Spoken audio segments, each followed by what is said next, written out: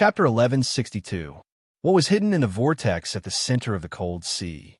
If Chinyu knew what Monarch Schwanza was thinking right now, he would definitely bitterly smile. Because besides darkness and icy cold, he couldn't find anything. He could only helplessly be wrapped up in the seawater and sink downwards. There was no end, and he couldn't see any hope. As for the extreme cold, it was rapidly destroying the vitality within his body. If Chinyu had to say what he discovered, it would be that the cold and the darkness was extremely, extremely terrifying. If it weren't for the great sun's shadow hiding within his body, he would have already lost his life the moment he entered the cold sea. But even the shadow of the sun couldn't completely resist the invasion of the extreme cold. This caused him to walk step by step towards death. And as he was pulled deeper and deeper into the cold sea by the vortex, the speed of his steps became faster and faster. Kacha! Kacha! He could clearly hear the sound of ice forming on the surface of his body. It was this sound that reminded Chinyu that he was still alive. But as for how long he could live, he had no idea. But thinking about it, with the current situation, it definitely wouldn't be long. If Chinyu could smile, he would be bitterly smiling. Unfortunately, his entire body was sealed in ice, and he couldn't even reveal a single expression. The first to lose feeling was his hands and feet. Then a numb and sore feeling spread throughout his body like ants crawling all over him, slowly spreading to his chest and neck. Finally, the connection between his body and consciousness was completely stripped away, and his thoughts became increasingly slow. Had he made a mistake? Was there no channel in the vortex? Or was the channel hidden too deep? Before he could even find it, the extreme cold would take his life? Without the little blue lamp, even if a true Abyssal King jumped into the vortex, he still wouldn't be able to last as long as Chinyu. In other words, this was a dead end. To sum it up in a more philosophical way, regardless of whether or not there really was a channel in the vortex that led to the vast Yang world, if no one could find it, then it didn't exist. Chinyu bitterly smiled. He thought that he really was done for. At this time, he still had the mood to think about philosophical questions. In the end, he had failed. Should he give up? Before Chinyu entered the cold sea, he knew that it was extremely dangerous. Moreover, he wasn't sure whether or not he could find the channel. In this sort of situation, he would certainly leave a path of retreat for himself. Before he went to sea, he had given Old Fox an iron box. This was Chinyu's path of retreat. Although Chinyu didn't sit on the position of Nightmare King for too long, this didn't stop him from drawing upon the strength of the Nightmare race to create a life-saving card. According to the Nightmare Demon race, this should be called the Box of Rebirth. Chinyu didn't know the exact principles behind it, but there was no doubt that it consumed a terrifying amount of resources.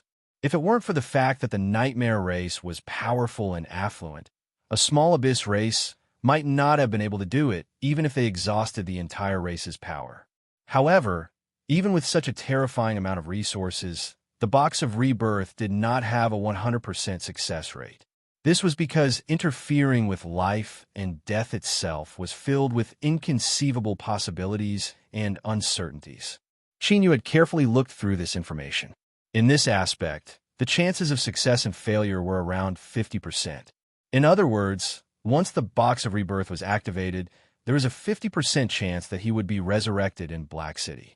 The remaining 50% would be darkness, and he would never wake up again. In addition, Chinyu had another worry. He himself wasn't a native life form of the Abyss, so it was unknown whether or not the Box of Rebirth, a treasure unique to the Abyss, would have any miraculous effects on him, or would it even have any miraculous effects. In short, according to Chinyu's own calculations, he only had a 30% chance of successfully resurrecting. It wasn't that Chinyu didn't want to prepare an even more formidable card for himself. In fact, this was already the limit of what he could do. In a hopeless situation, a 30% chance of surviving was already quite good. But even if he succeeded, so what? The little blue lamp had spent a great deal of effort to plot against the will of the Abyss and seize the old turtle. Now, he would have to stay in this vortex forever. Whether he died or not had nothing to do with him. In any case, it was impossible for Chinyu to find the old turtle again. Yu wasn't willing to accept such a loss. The little blue lamp had always said that his luck was reliable in critical moments. He didn't believe that it would fail this time. His thoughts became increasingly slow, so slow that fear rose up in Yu's heart. This was because his consciousness could fall into a frozen state at any moment, and the box of rebirth needed to be actively activated. Once one's consciousness froze, they could only wait for death here. Although Yu had thought that even if he succeeded, so what if he didn't want to pay the price of losing the old turtle? The difference between being alive and being dead was still extremely great. As he had said many times before, as long as a person was alive, everything was possible. But once they died, everything was over. The great terror between life and death was something that one could never understand unless they personally experienced it. This was a powerful instinct to escape, so powerful that it could destroy anyone's mind and will. In a distant Black City, Tung Hai's ship had already returned. The heavy casualties had shocked everyone. Yu's group of 3 hadn't returned yet. After Old Fox inquired about the situation, his complexion became increasingly dignified. He returned to his dwelling and held the iron box in his arms, holding it there motionlessly. Although Old Fox didn't know that this box was the legendary divine object, the box of rebirth, he knew that it was undoubtedly something extremely important to the young master. Shadowless Demon hid in the shadows of the courtyard. His eyes shined with a green and ominous light. Anyone that broke in would instantly be welcomed by him. He didn't hesitate to pay any price to wildly attack them. The good news was that the courtyard remained peaceful. No one tried to do anything. On a certain day, the box in Old Fox's arms suddenly trembled. His eyes widened.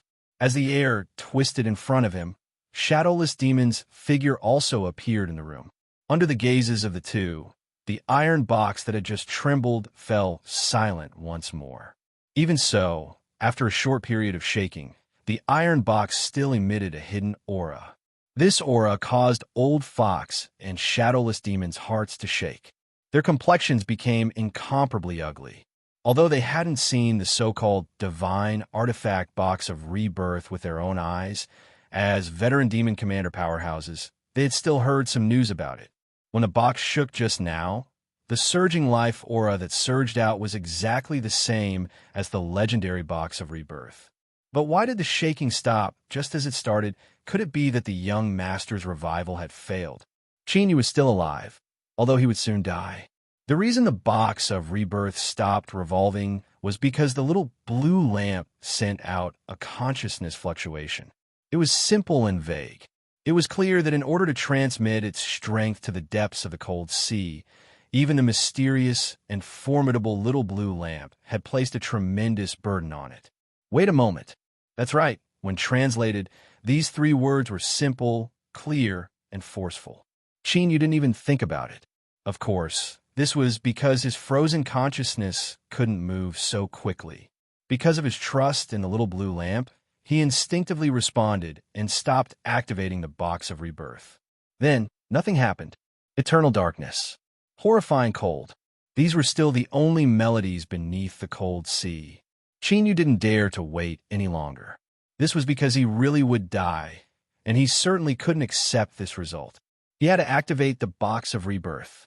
This thought suddenly became intense and firm. But at this time, something unexpected happened. Yu's consciousness was frozen solid. Water at 0 degrees Celsius would freeze in an instant. Yu's consciousness was frozen in the same manner. The difference of a single breath of time, or even shorter, was like 2 completely different worlds.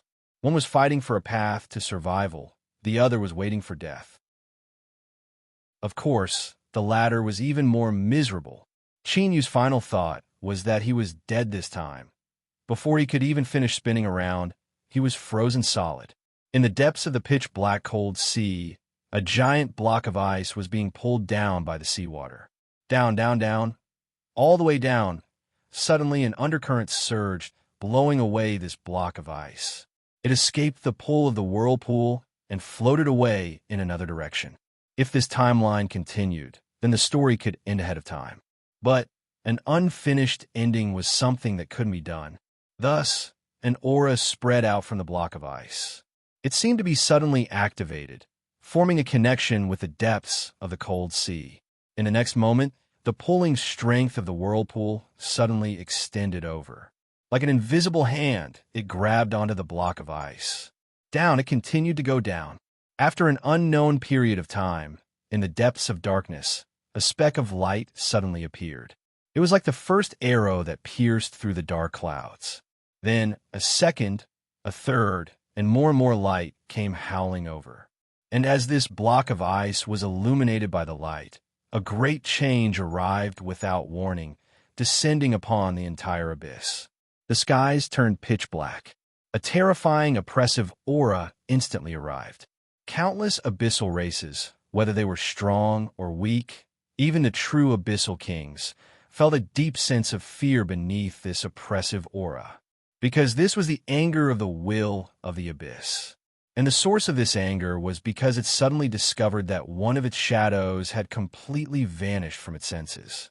It wasn't that it had dissipated, but that it had become blank. What had become blank along with it was a trace of its source. Although it was a very small amount, to the will of the abyss, this was the first time in its countless years of existence that it had felt pain.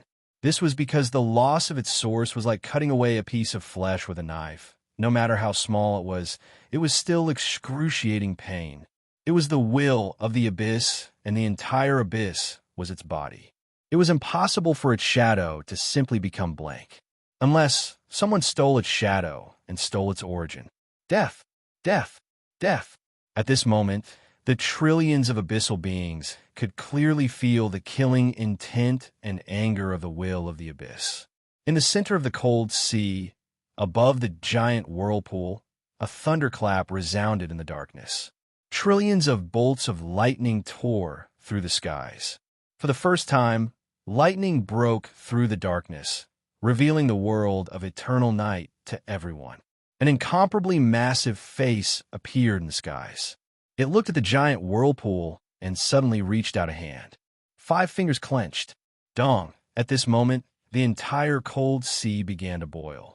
Monstrous tsunamis formed, wildly erupting outwards. In the depths of the cold sea, the light that shined on the lump of ice had already sensed something the moment the giant face in the skies moved. Endless light erupted. It was like a great sun that had used up all of its strength to leap out of the sea, releasing its own light to its heart's content, illuminating the entire world. At this time, light was omnipresent. Then, after this light and the lump of ice, the howling darkness heavily collided.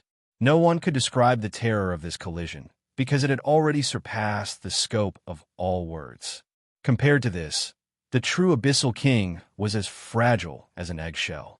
Even if it was just brushed by a tiny bit, it would be smashed to pieces. Kacha, kacha! With a dense series of cracking sounds, countless cracks appeared on the surface of the lump of ice. But now, it wasn't the only one emitting cracking sounds. This was because not too far away, there was a second lump of ice. Its fate was even more miserable. It was directly shattered into countless pieces by the shock waves of the collision. Traces of dark red gushed out from the fragments. Before they could be swept away by the shaking seawater, they were wildly absorbed by the first lump of ice. Reality was often more mysterious than a script. This was because any accident or change could lead to a completely different result. But in the end, what fate gave them was the most inconceivable answer. The lump of ice absorbed the dark red lump of ice. Then it was struck by the shaking seawater, constantly drifting towards that endless light. Chapter 1163. Ever since Black City was established, it had never considered that it would one day welcome a catastrophic tsunami. So, when it truly arrived, the cruel and ruthless Black City was instantly overturned. The docks outside the city were instantly torn apart in front of the monstrous waves. Ships that had the qualifications to enter the cold sea were overturned and swallowed up by the sea. Countless desperados were dumbfounded. They stood in the ruins of the city, their eyes simultaneously looking towards the depths of the cold sea. Over there, the darkness that was as thick as an eternal night was now being torn apart by thunder. Even though they were separated by an endless distance, they could still feel the destructive aura that was so thick that it nearly materialized. No one knew what was happening, but without a doubt, the tsunami that came crashing down and destroyed all of Black City was related to what was happening beneath the thunder. Tenghai had always thought that he was brave. Even when he was on the ship and was besieged on all sides, he was still able to maintain his calm. But now, his entire body was shivering uncontrollably. His cold and resolute face didn't have the least bit of blood left. Without a reason, he subconsciously thought back to Qinyu, who had left with King Xuanzi. Could this be related to him? Just what had they done? On the tumbling sea, the giant netherworld ship seemed incomparably small. It was like a small boat that could be overturned at any moment and torn to pieces by the waves. King Xuanzi stood at the bow of the ship. The aura of a true monarch erupted, helping the netherworld ship resist the terrifying strength that swept in from all directions. He looked back at the thunder tearing through the darkness. Vaguely, he could see an angry and fierce face. This was the manifestation of the will of the abyss. He fiercely lowered his head and looked away.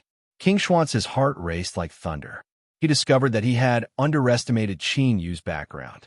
Even the true body of the abysses will have been disturbed. As a true abyssal king, he could certainly feel the anger coming from the will of the abyss. Could it be that Qin Yu even dared to scheme against it? Gulp. He subconsciously gulped. At this moment, even the dignified, true abyssal king was frightened by Qin Yu's lawlessness. Did he not know how the word death was written? However, from what he could see, it seemed that the one suffering a loss was the will of the abyss. This result was simply unimaginable. The will of the abyss, this was the will of the abyss. Just what kind of existence could scheme against him? Monarch Xuanji's complexion was cloudy and uncertain. But there was one thing he knew, and that was that he absolutely could not expose the fact that he had helped Qin Yu into the vortex. Otherwise, not only him, but the entire netherworld royal bloodline would be torn to pieces by the berserk will of the abyss. Fortunately, only he and Qin Yu knew about this matter. As long as he kept his mouth shut, there was a high chance there wouldn't be a problem. As for Qin Yu, although he did not know what he had done, since he had angered the will of the abyss, even if he was willing to be a coward and hide in a place where even the will of the abyss would not be able to sense him, it was only a matter of time before he was killed. Unless he could escape from the abyss. His pupils constricted. He felt that he had discovered a terrifying truth. Qin Yu. Qin Yu. He took a deep breath and hurriedly suppressed all his thoughts. His heart beat faster and his mouth became dry. He felt even more bitter. If this was true, then he was a traitor to the abyss.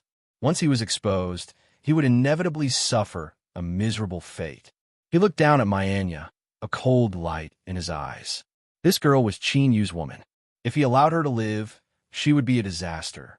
But soon, this killing intent that had just risen was suppressed deep within his heart.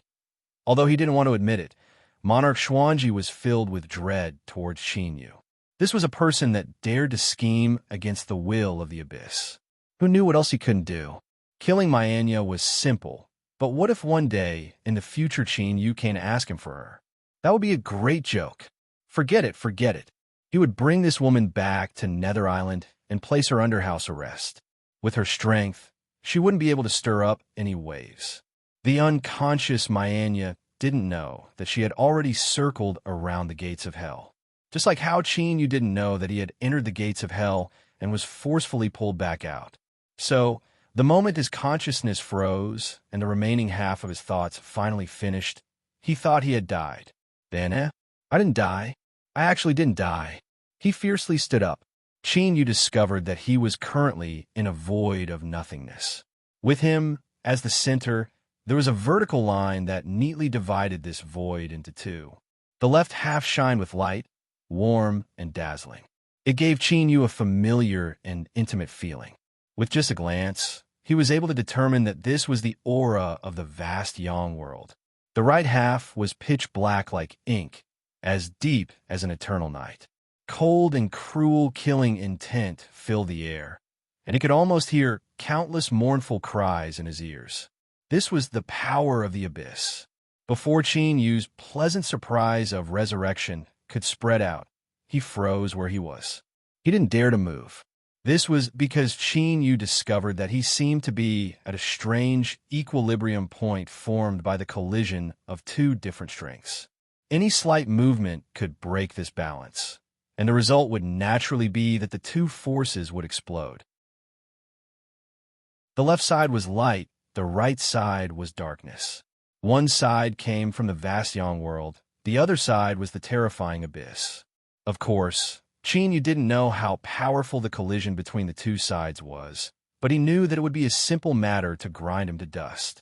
The only thing that comforted Qin Yu was that the balance between the strengths of light and darkness seemed to be maintained very well. In other words, as long as he didn't do anything stupid, at least for now, there wasn't too much danger. This was a great fortune amidst misfortune. 3 days later, after Qin Yu carefully probed, he discovered that the equilibrium was very small. It was only 10 feet around him. If he exceeded it, there was a chance that a war between light and darkness would erupt. Although the usable area wasn't too great, at least Qin Yu didn't need to stand still. He could move his body and even take a few extravagant steps back and forth. Of course, he had to be careful with every step he took. He absolutely didn't dare to approach the edge, because what if the equilibrium shrunk? Because taking a stroll would cause him to die.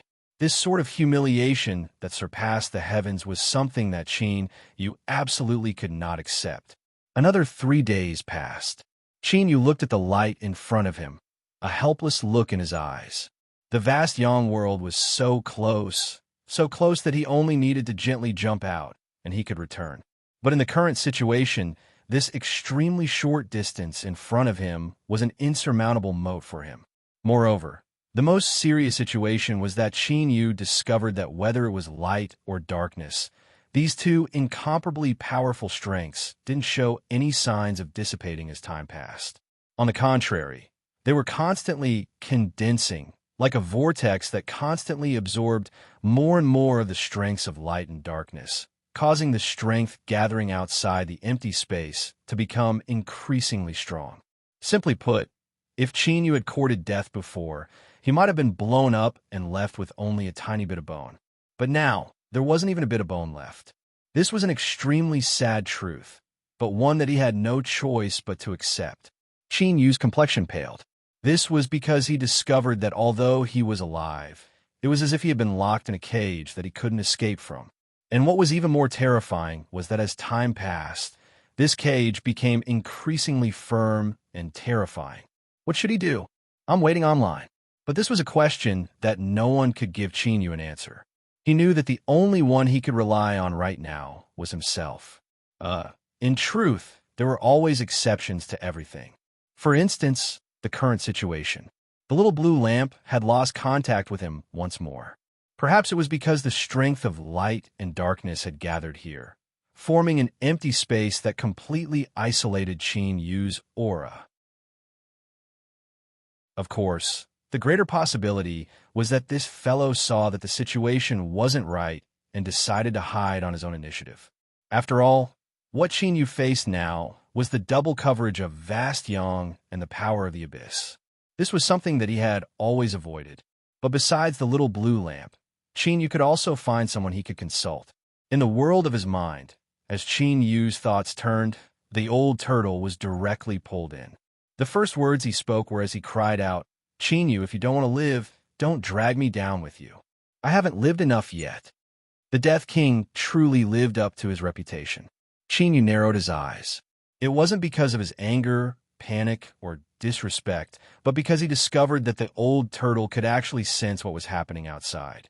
He was truly worthy of being a formidable existence that even the will of the abyss dared to betray because of his fear of death. This should be an ability that he had forcefully evolved in order to preserve his life. If you don't want to die with me, then help me think of a way to leave here alive. The old turtle screeched. You asked me, but who am I supposed to ask? These are two diametrically opposed strengths of two worlds. In an extremely rare situation, they have formed an extremely strong seal. Moreover, as time passes, more and more world strength will condense. Before he finished speaking, he was interrupted by Qin Yu's sneer. His expression was icy cold, and his eyes even colder. He stared at the old turtle and slowly said, It looks like you have forgotten who your master is. Do you believe that if you say another word, I will break you to pieces on the spot? Here it comes. Here it comes again. You want to break me every time you open your mouth. This is simply going too far. This is unbearable. But the old turtle didn't say anything, so he could. With a face full of grievance, the old turtle carefully said, Of course, you are my master. I was just too scared and lost my mind for a moment, so I spoke without thinking. Master, please don't bother with me. Qin Yu sneered. Now you've sobered up? Then let's get to the point. How can I leave? If you can't come up with something, humph, I will break you to pieces. The old turtle shivered and nearly cried. Could he change his catchphrase a little? These words were just too frightening. Even if he wanted to cry, he had to endure it. Qin Yu was extremely impatient right now. He feared that if he delayed for too long, he would really be broken to pieces. The King of Death's thoughts were that he couldn't take the slightest risk. Anything that could threaten his life had to be eliminated. His thoughts raced. The fear of death was an incomparably powerful driving force. Over the countless years, this driving force had constantly spurred him on. The old turtle was no longer a simple shadow. That's right, the old turtle only contained an extremely small portion of the abyssal source energy. But this portion of source energy had already undergone mutation. Or, it was more accurate to say that it had begun to evolve on its own. It was like a piece of flesh and blood with formidable vitality, constantly dividing and multiplying in an attempt to perfect itself and finally form a complete life. Of course, perhaps the old turtle himself didn't realize this. He was only instinctively moving in this direction. He was the shadow of the abyss, so he would never be free. If he wanted to break free from the shadow of death, transforming himself into an independent life form was certainly the only and best choice. Although the old turtle was still an incomparably long distance from completing his transformation, he had at least stepped onto this road. This was the true reason why the little blue lamp didn't hesitate to take risks to seize it. It didn't allow Qin Yu to easily abandon it. This was because the value of an abyssal source that had already begun to evolve far surpassed itself. Evolution, that meant infinite possibilities. In short, the King of Death's old turtle wasn't as simple as he seemed on the surface. Thus, when Qin Yu asked this question under the threat of the terrifying shadow of death, he actually thought of something vague. Master, don't worry. I've already thought of it, but it's a bit vague. It seems to be hidden too deeply. Please give me a bit more time. The old turtle was pale and beads of sweat covered his forehead. It was clear that it was taking a lot of effort to think of these things. In fact, it was certainly taking a lot of effort. This was because what the old turtle was doing was the same as competing with the will of the abyss. They were competing for the memories that belonged to them. Strictly speaking, the old turtle and the will of the abyss came from the same source. After the source developed the ability to evolve, the two of them were on the same level. Of course, this was only in terms of the same level of existence. In the true sense of the difference in strength, it was so great that it left one in despair. But what they were competing in now wasn't who was stronger. In addition, the will of the abyss had been caught off guard and had a portion of its memories stolen. Who? Who? The old turtle gasped for breath. His face was pale, but his eyes were filled with joy. Master, I've thought of it. He didn't know how shaken Qin Yu's heart was right now. Seeing Qin Yu's expressionless face, he only thought that Qin Yu was impatient and didn't dare to brag about it. Then he spoke in bits and pieces, pausing from time to time. The old turtle said many things, but the general summary was that it wasn't impossible to leave this cage. In fact, the method was very simple. That was to become a part of light and darkness. Since everyone was the same, Qin, you would also become a part of the balance. Naturally, he wouldn't break it, but this was how the world was. Although it sounded simple, to actually accomplish, it was incomparably difficult. For instance, to become a part of light and darkness, disregarding how to do it, just this matter itself was a paradoxical proposition. Light and darkness were polar opposites to begin with. They were two strengths that couldn't coexist. Whenever they met, they would fight to the death. To become light and to become darkness. Why don't you just ascend to the heavens? But the old turtle only managed to seize this bit of memory. He had a pitiful expression on his face that said, "I've already tried my best. Please don't break me." Chinyu didn't suspect that the old turtle had done anything to him. He feared that with the title of Death King, he wouldn't dare to play any tricks on this matter. He waved his hand and sent the old turtle away. Chinyu racked his mind. He felt that this matter was impossible, but he also discovered that it was the only solution. Light and darkness, darkness and light. This wasn't a fusion between two sides, but rather a fusion of light and darkness. This was likely a transformation that was a step beyond you in me. I in you, I am you, you are me. The difficulty of this wasn't normal. What should he do? After an unknown period of time, within the terrifying cage formed by the world's strength of vast yang and the dark abyss, Chinyu slowly opened his eyes. His eyes flashed with a bit of confusion, as if he had grasped something. He looked up and then slowly looked down. With Chinyu as the center, the entire cage was divided into two parts.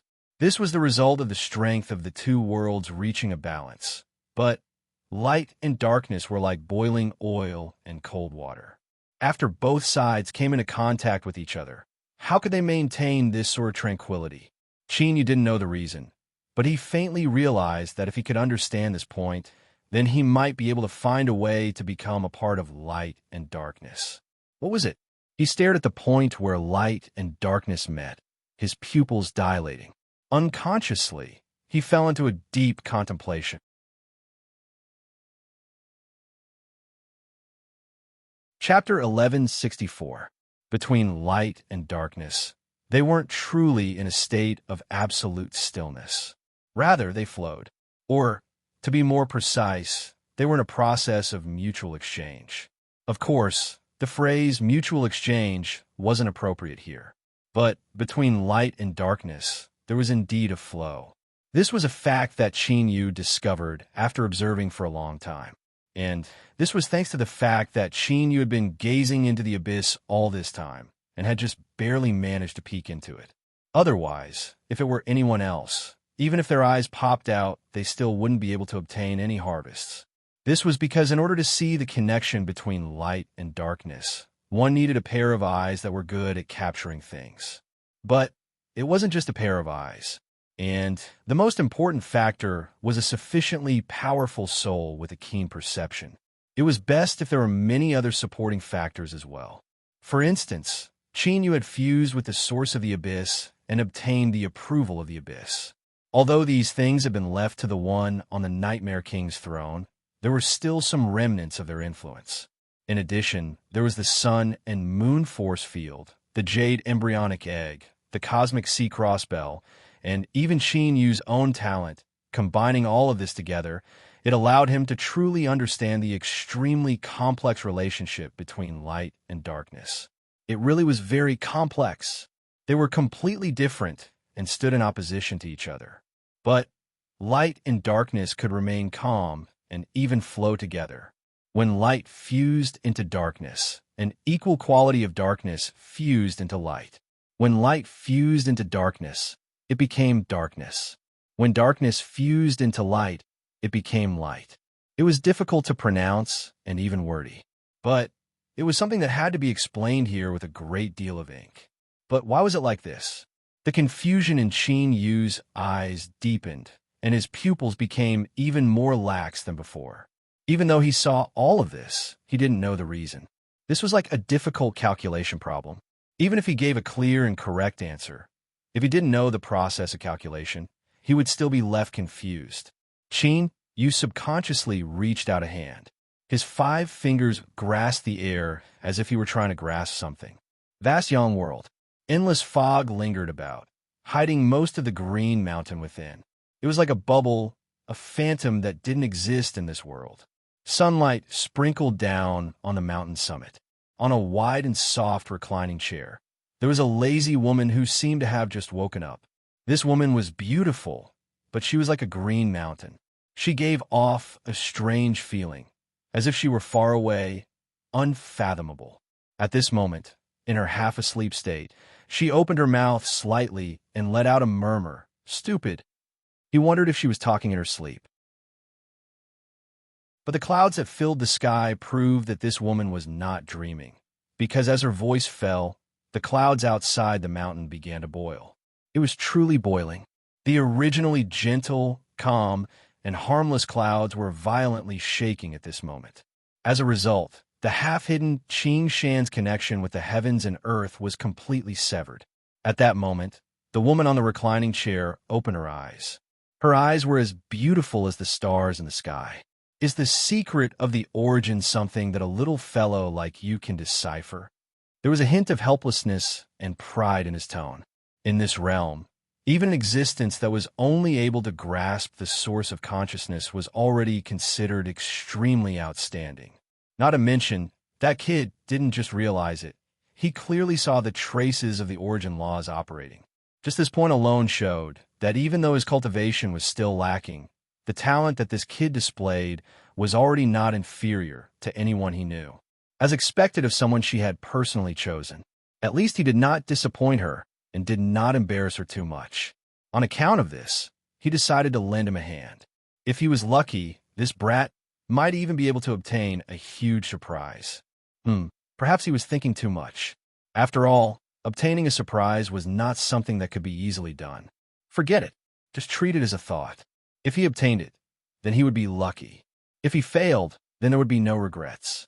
The only thing she felt a little helpless about was that if she did this, she would use up a lot of the strength that she had painstakingly accumulated. Lying on a comfortable chair and basking in the sun in a half-awake state must be very tiring. That's right. That's how it should be. After confirming that she was indeed very tiring, the woman revealed a trace of helplessness and sadness. If this continued, when would she be able to successfully leave this mountain? Forget it. Thinking so much is useless. I hope that this kid will not let me down and waste all of my hard work. Of course, I still have to add a thick line to the bill. I have to make this kid remember that it is not easy to take advantage of me. It was unknown what she thought of, but the woman's eyes revealed a trace of anger. Then, she snorted and lifted her hand. Her fingers were long and slender. They were truly beautiful. But such a beautiful finger actually contained an unimaginable strength. Dong! With a dull sound, the entire mountain trembled. A visible ripple spread out from where the woman's finger touched. When it had almost covered the entire green mountain, it suddenly shrank into a single point at a shocking speed. Then, a clear finger mark appeared in front of him. One could even see the fingerprints contained within it. In the next moment, the finger mark disappeared. It was like a shadow, vanishing from this world. The cage of light and darkness. Compared to before, it had become much more solid and terrifying. Qin lay down on the point of balance, looking up at the black and white dividing line. The blood vessels in his eyes expanded because they were congested with blood, causing his eyes to turn red and filled with exhaustion that couldn't be concealed. Observation consumed energy, and the amount of energy consumed wasn't a small amount. Moreover, Qin wanted to unravel the question about the exchange of the powers of light and darkness. Without a doubt, this greatly increased the rate at which he used up his energy. He couldn't last much longer. Qin sighed inwardly. He didn't know how much time he had wasted, but it was the same as before. There was no harvest at all. Everything seemed futile, as if he were trying to decipher a question that he would never find an answer to. This undoubtedly left one in despair. Qin was no exception. It was just that his heart was strong enough to suppress these emotions. When his consciousness was frozen by the extreme cold, he thought he was going to die. To be able to survive in the end was already a blessing in disguise. Even if he died in the end, he would still have lived for a very long time. Moreover, Qin Yu still had a chance to choose to release a very, very large firework before he died. The strength of the vast Yang and Dark Abyss worlds continued to gather, increasing in number. Once it exploded, the might would surely be terrifying. This would be a massive firework. Perhaps when I die, I might even cause the two worlds to shake. That would really be amazing. Like the old turtle, enduring the loneliness and living in this cage. That wasn't Qin Yu's style. Rather than living like this, he might as well die a glorious death. As he muttered to himself, Qin Yu closed his eyes. In the blink of an eye, he fell into a deep slumber.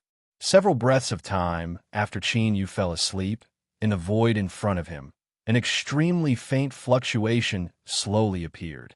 The light and darkness that maintained the balance began to gently shake, releasing a destructive aura. But in the end, the calamity didn't arrive. The strength of light and darkness gradually calmed down. In the void, as the fluctuations spread out, a delicate finger mark appeared. Without hesitation, it fell directly between Qin Yu's eyebrows. Pa! There was a light sound, as if someone had slapped him. His flesh and blood slightly caved in, as if a slender finger had touched the point between Qin Yu's eyebrows. Bang! In that moment, it was like a world had exploded in Qin Yu's mind. His slumbering consciousness simply didn't have time to respond before it was torn to pieces. There was chaos. There was no light, no darkness, no time, no space. Everything was at its original starting point. In this state of chaos, he didn't know how many years had passed. Then, Qin Yu's consciousness suddenly awakened. But before he could be shocked or curious as to why he had appeared here, the world in front of him began to change. The chaos was divided in two. Half turned into light, dazzling, and the other half turned into darkness, cold and cruel. This scene was like a bolt of lightning that crossed through endless space and time. It struck Qin Yu's consciousness and tore apart the endless sea of fog that covered his mind. The reason why light and darkness could fuse and exchange was because they were fundamentally the same. It seemed like it was only a thin layer of paper. But if it weren't for this scene in front of him, Qin Yu would have never imagined that there would be such a relationship between the diametrically opposed attributes of light and darkness. The chaos was divided in two, becoming light and darkness. One rose up and the other slowly sank down. On the foundation of light and darkness, the outlines of the two worlds appeared. As time passed, they began to evolve little by little. Qin Yu tried to open his eyes wide, wanting to clearly see the evolution of the two worlds. But the more he tried, the more blurry the scene became. Although he couldn't feel his own eyes, he still felt an unbearable sourness. He couldn't help but close his eyes. When Qin Yu opened his eyes again, he could see the dividing line between light and darkness above his head. He lifted a hand and touched his eyes. Sure enough, tears were flowing down. The sour feeling hadn't completely disappeared. Qin Yu lifted a hand and rubbed it. Then, he pinched the point between his eyebrows.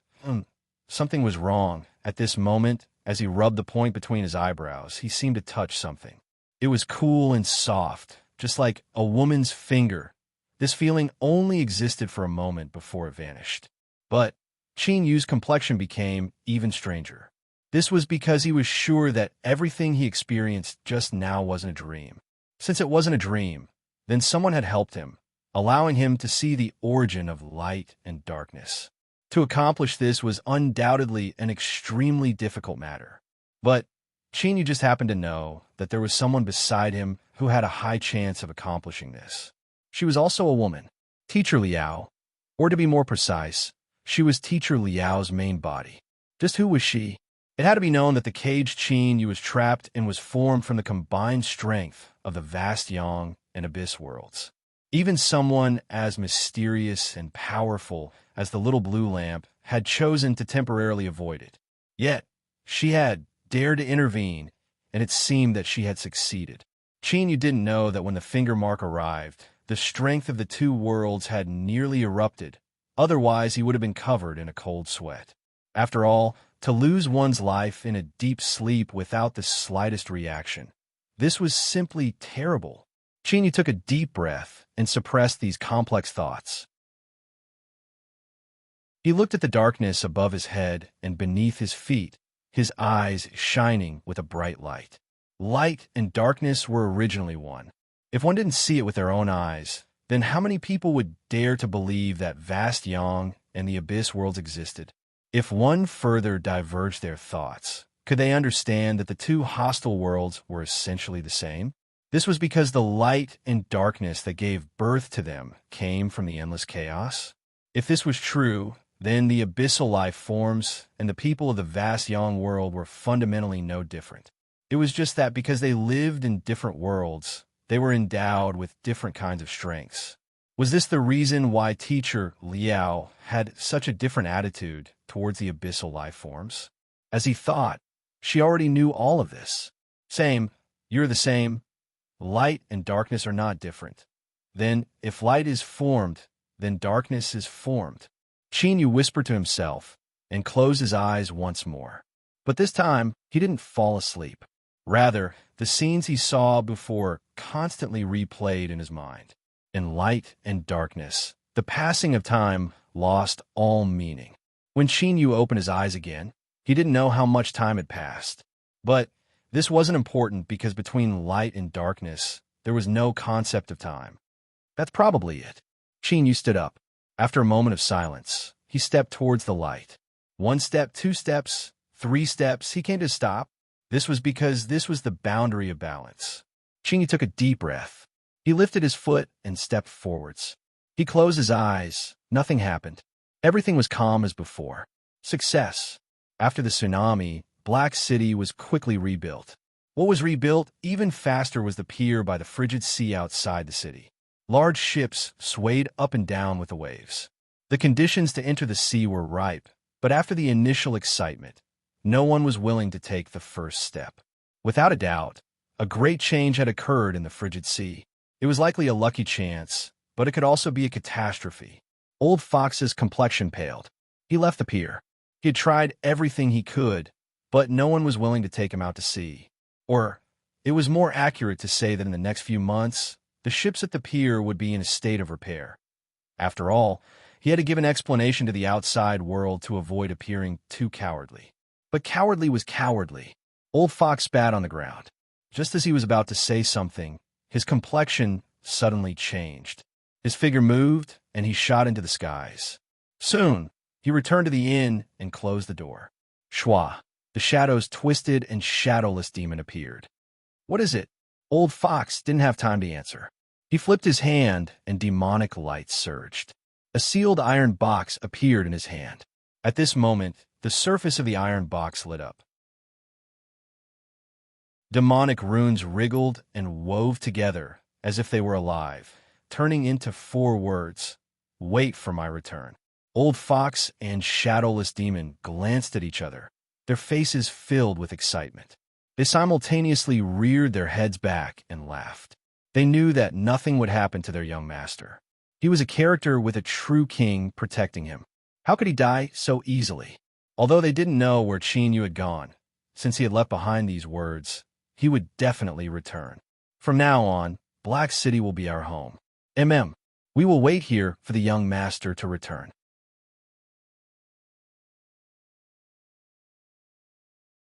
Chapter 1165. As he stepped into the light, a warm and cordial aura spread out. Qingyu knew that from this moment on, he had returned to the vast yang world. Looking up, what appeared in front of him was a vast and resplendent star chart. It was composed of countless motes of light. Some motes of light were large, and some were small. Subconsciously, Qinyu's eyes widened. This was because he discovered that each one represented a world. That's right, this was vast yang. It was different from the abyss, but there wasn't any essential difference. The abyss had layers upon layers, and vast yang was like islands scattered across the sea. The distance between them varied. After the shock passed, Qingyu revealed a look of amazement. So this was the true appearance of the vast yang world. Trillions of lives were born because of it, and they lived in vast yang's endless world. But how many people had ever seen its true appearance? If so, then Qingyu was undoubtedly very lucky. But why did the star chart of the entire vast young world appear in front of him? Did it want him to choose where he would return from? Besides this, you couldn't think of any other possibilities. It couldn't be that the vast young world wanted him to choose a fiefdom in order to commend his meritorious deeds in the abyss, right? For instance, he could casually point a finger and it would become the territory that Chinyu ruled. That was far too fantastical. Chinyu took a deep breath and focused his senses. From the star chart in front of him, he could feel a faint but incomparably cordial aura. He looked over and the star chart zoomed in with him. A small mote of light appeared in front of him. It really was small. If he hadn't magnified it a great deal, Chinyu wouldn't have been able to find the position of this mote of light on the star chart. This was his homeland, the place where Ningling, Yu Qi, and the others were. Chinyu was excited. Many years had passed since he crossed worlds and left. He originally wanted to find a way to return to his homeland as soon as possible after returning to the vast young world. He never thought that the vast young world would be so considerate. Looking at the mote of light in front of him, Chinyu was enlightened.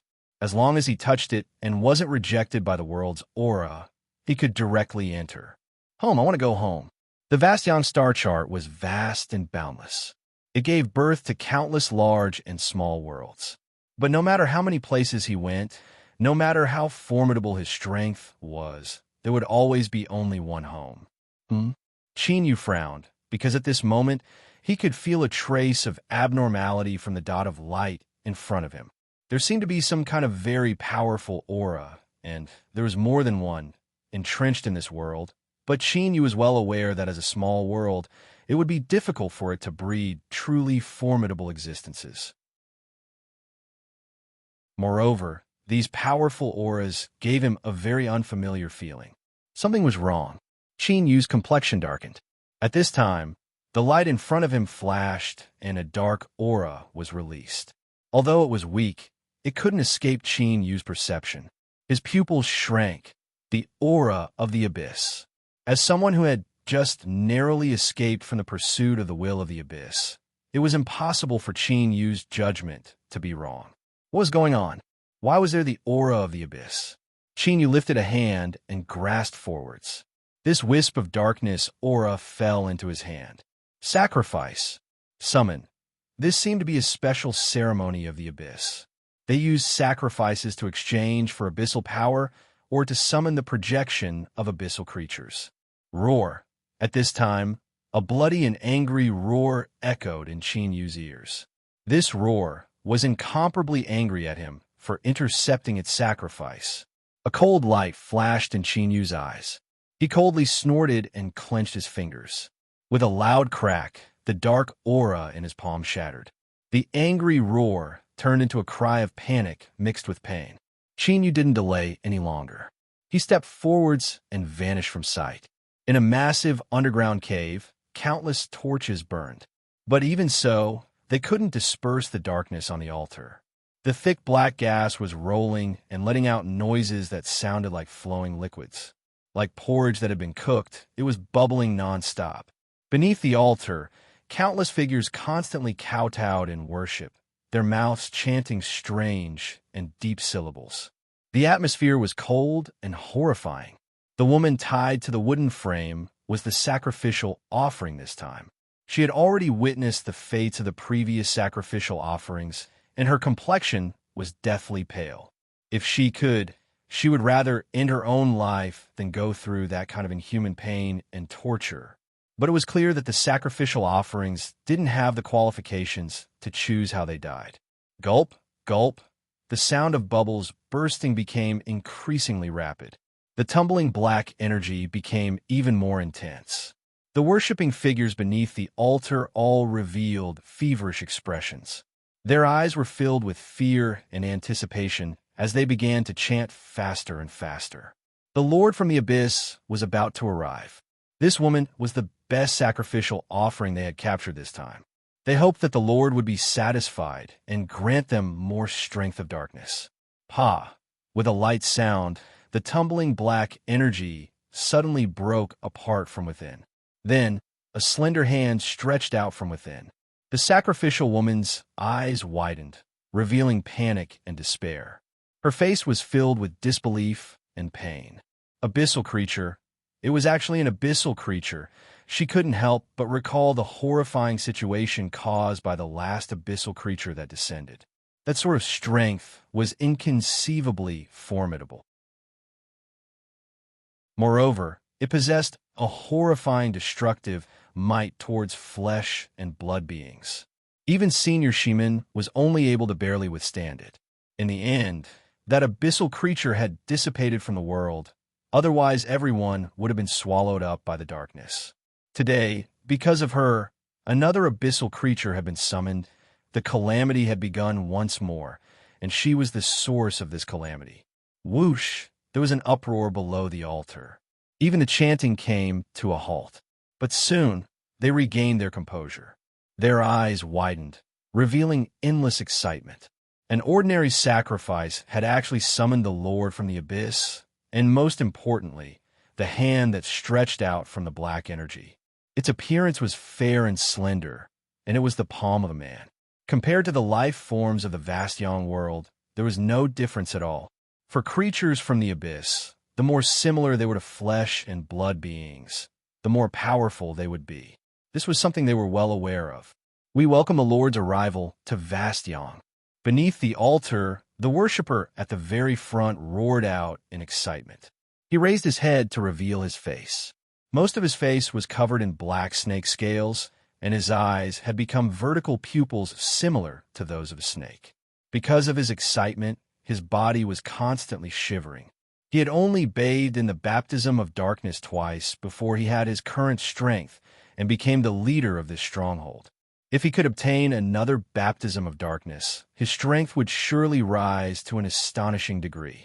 He might even have the chance to transform into a true demon creature and become a true great figure of the dark world. Thinking of this, the snake man became even more excited. His chanting became incomparably loud and passionate. Behind him, a large number of dark believers followed their leader. They used all of their strength to sing praises, praising and welcoming the Lord from the abyss. As if feeling their sincere invitation, the hand that stretched out from the black energy paused for a moment. Then it turned around and forcefully tore. With a cracking sound, a passage gate appeared deep within the black energy. The summoned abyssal creature had truly arrived. Bang! The entire cave shook. All of the dark believers kneeling beneath the altar felt their breath catch in their throat, and their hearts nearly stopped beating. At this moment, they felt as if a mountain was pressing down on their heads. The aura of a predator that came from the top of the food chain was so terrifying that it left them in despair. The snake man's eyes widened, revealing shock and joy. Although he had already expected this, he never imagined that this lord would be so formidable. He suppressed the trembling in his heart and forced himself to look up. What he saw was an incomparably handsome face, luxurious black robes. His eyes were cold and indifferent. Every movement he made was filled with a mysterious, noble, and powerful aura. In particular, there was a hint of darkness. If darkness could be said to be divided into ranks, then the darkness within this lord's body would be the world's most powerful eternal night, the source of all darkness. It was pure, and incomparably powerful. The person in front of them was absolutely a great figure at the peak of the abyss. He was a formidable existence that they, the dark believers, had never come into contact with before. The snake man was so excited that his tongue nearly tied up. At this moment, he was incomparably sure that as long as he could win the favor of this lord, he would be able to smoothly transform into a demon creature, and an extremely powerful one at that. A great figure from the abyss would never easily descend to vast Sun City. This was something that the ancestor of darkness had already told every believer. Thus, there had to be a reason why this great figure would descend. In the snake man's opinion, the only possibility was the sacrificial offering that was imprisoned on the altar. Luckily, he had restrained his desires and hadn't touched this beautiful woman. If she was able to attract such a powerful abyssal existence to descend, there must be some secret on her body. With a deep breath, the snake man raised his hands and said in the most respectful tone possible, "Honorable and powerful Lord, this is the gift I offer to you. Please accept the offering of this lowly dark believer." Guling Er's eyes widened. She looked at the figure that broke through the darkness and descended on the altar. Her body shivered, disbelief on her face. There were some subtle changes to his facial features. They were more three-dimensional and beautiful, and he looked far more handsome than before. But no matter how much he changed, the familiarity between his eyebrows couldn't be faked. But how was this possible? How could he pass through the summoning of the dark strength and return? Big brother Chinyu. Chinyu revealed a pleasantly surprised expression. He never thought that he would run into Guling as soon as he returned. This girl was absolutely one of the few truly important people in his life. Linger.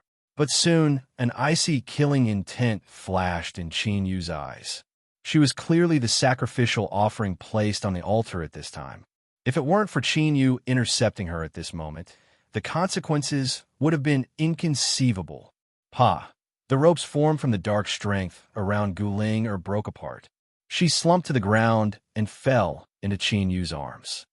"Big brother Chinyu, it's you. It's really you. Where have you been all these years?" Guling Er's appearance hadn't changed much from the past, but the passage of time had left its mark on her body. She had lost her youth, revealing a mature charm. She had combed her hair into a woman's bun. Looking at her appearance, it seemed she was already married. Guilt flashed in Chinyu's eyes. He had indeed been gone for far too long. He had even missed something as important as her wedding. "I've been to many places these past years. If there is a chance in the future, I will slowly tell you. You are in a very weak state right now, so don't speak for now." Guling Er's eyes widened. She suddenly thought of something and screamed with all her strength, "Big brother Chinyu, hurry, hurry, and save Senior Shiman."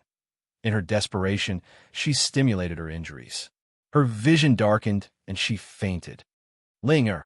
Chinyu's complexion changed. He lifted a hand and placed it on her body.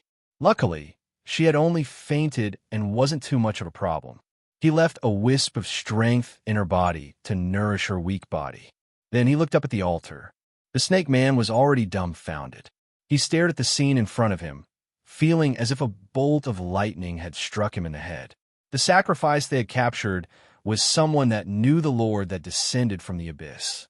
Not only did they know each other, but they clearly had a close relationship. Just now, he had clearly seen the change in Chinyu's complexion. It was over.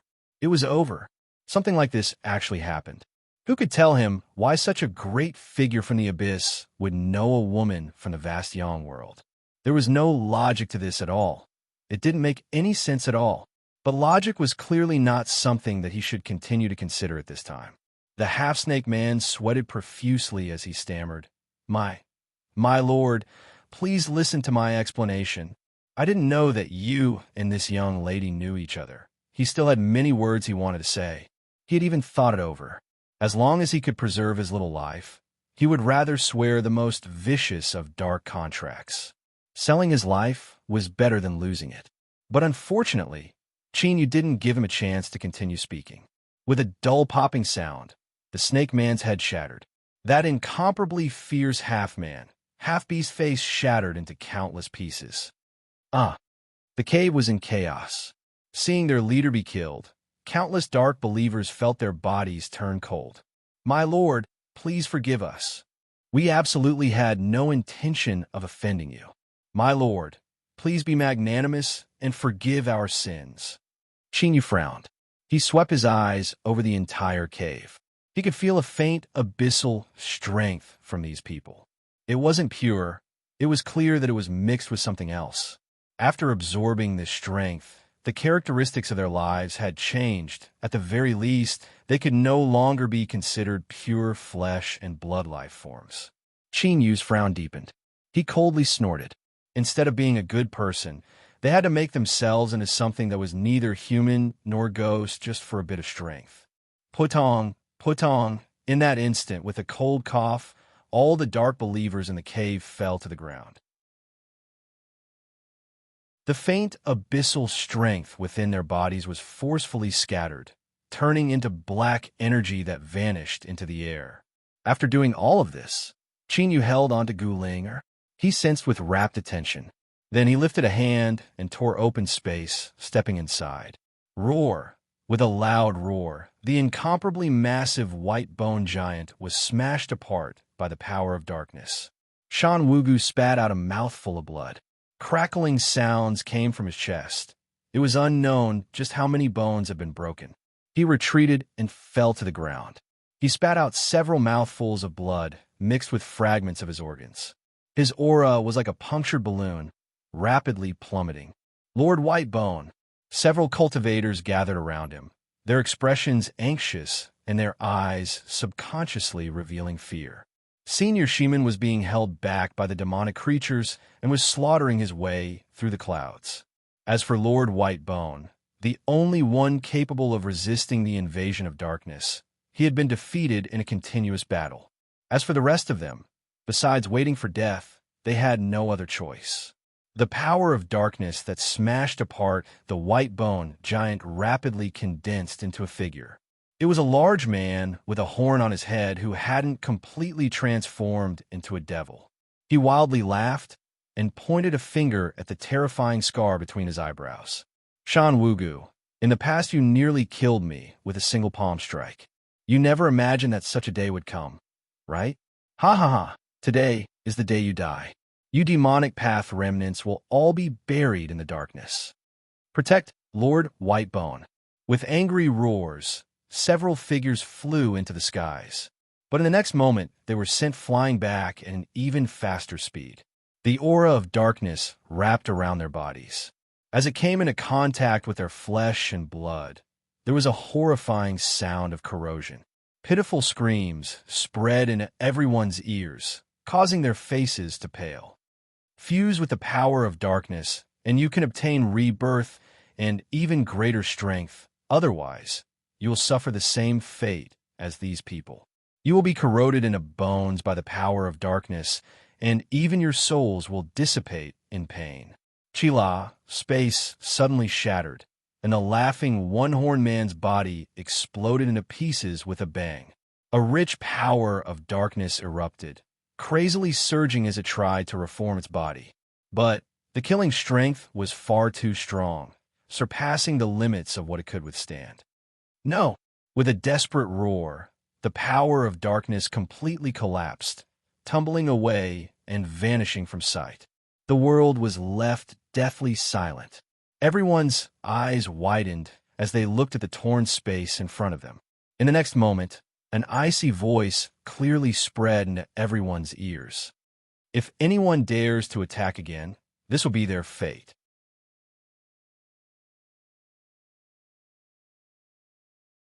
Chapter 1166. Surrounded by people, the severely wounded Shan Wugu's eyes widened. This voice whoosh, a shrill sound tore through the air. It was clear that some existence was rushing over at an astonishing speed. Kacha! Kacha! As the sound tore through the air, cracks began to appear. With the tear in space as the center, they began to spread out in all directions. Bang! With a loud explosion, space collapsed and a figure stepped out. His black robes fluttered about him, and a tyrannical aura swept out in all directions. He was holding an unconscious woman in his arms. At this time, he seemed to sense something and looked down, his eyes meeting with Shan Wugu's. After a brief pause, he smiled. "Potato, I knew you brat wouldn't be so easily killed." Shan Wugu seemed to be laughing and crying at the same time. His lips trembled several times. "If a rotten taro like you is still alive and well, then of course I won't die." "Potato, Taro, what was going on?" The demonic path cultivator beside him felt as if he were going crazy. At this time, he was still in the mood to joke around. However, the good news was that this powerhouse that broke through space seemed to be a friend of Lord Whitebone. If this was true, then, with his help, they might be able to survive the siege of the dark influences. A demonic path cultivator cupped his hands together and bowed. "Sir, if you can lend us a helping hand today, My demonic path will forever remember this great kindness. Cough, cough, cough. Shan Wugu violently coughed. He glared at the demonic path cultivator, a strange expression on his face. The demonic path cultivator was left bewildered by Shan Wugu's glare. He thought, "Why are you looking at me like this?" Seeing him coughing incessantly, one of the few remaining demonic path powerhouses was afraid that he would cough his lungs out just like that. Qin lifted a hand and pressed it down. "That's enough. Don't be so agitated. Even if you aren't beaten to death, you will end up crippled by your own coughing." Looking at the dumbfounded demonic path cultivator, Qin lightly said, "However, you really don't need to ask me, because this is what I should be doing to begin with." The demonic path cultivator subconsciously said, "Sir, are you acquainted with my demonic path?" Shan Wugu finally stopped coughing. He caught his breath and grumpily said, "Of course we do, and our relationship isn't small at all. Although the demonic path's small world has already been destroyed, you still entered the Holy Emperor Palace to pay your respects. Don't you think this person in front of you looks familiar?" He waved his hand, excitement in his voice. "What are you all standing around for?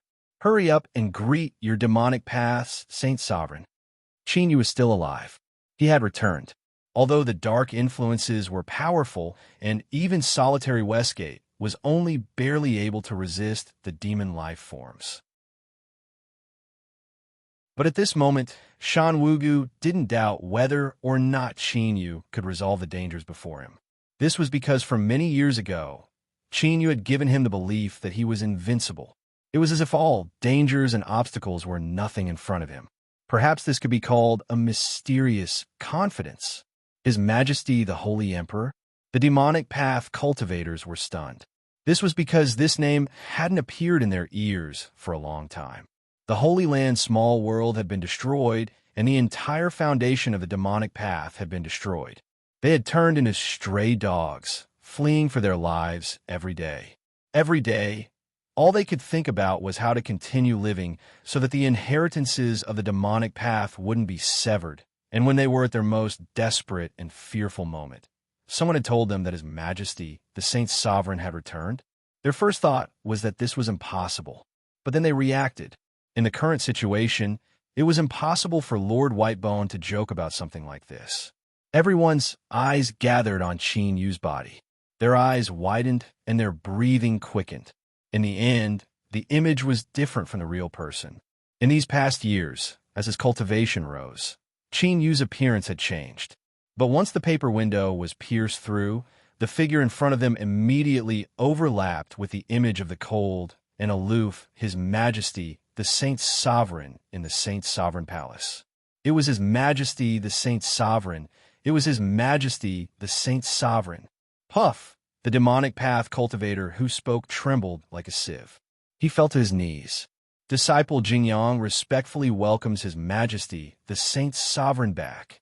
We respectfully welcome His Majesty, the Saint Sovereign back. The incomparably powerful His Majesty, the Saint Sovereign, who had destroyed the entire immortal sect with his own strength, and whose cultivation had reached the peak of the world, had returned. He would definitely be able to save the demonic path and lead them out of the swamp of death and despair. Feeling the excitement and ecstasy hidden in their red eyes, Qin felt a bit of bitterness in his heart. Although he didn't know what had happened, it wasn't hard to guess just what they had experienced these past years just from what they saw. Although Qin didn't care too much about becoming the demonic path's Saint Sovereign. Since he was honored as the Saint Sovereign, he should be responsible for those who believed in him. As the horned large man was killed, the dark influences fell into a brief silence. As they looked at Qin, their eyes were cold and cruel, but even more filled with dread. The horned man wasn't the strongest amongst them, but for him to be killed in the blink of an eye and end up with his soul and body destroyed, this was far too terrifying. Humph! The demonic path's small world has already been destroyed. So where's the Saint Sovereign? Whoever can kill this person can obtain the chance to bathe in darkness. A sneer echoed out from the skies above. At this time, it was pitch black. Endless darkness aura tumbled about, like a raging sea in a cold winter night. Silent eyes lit up, revealing a burning greed.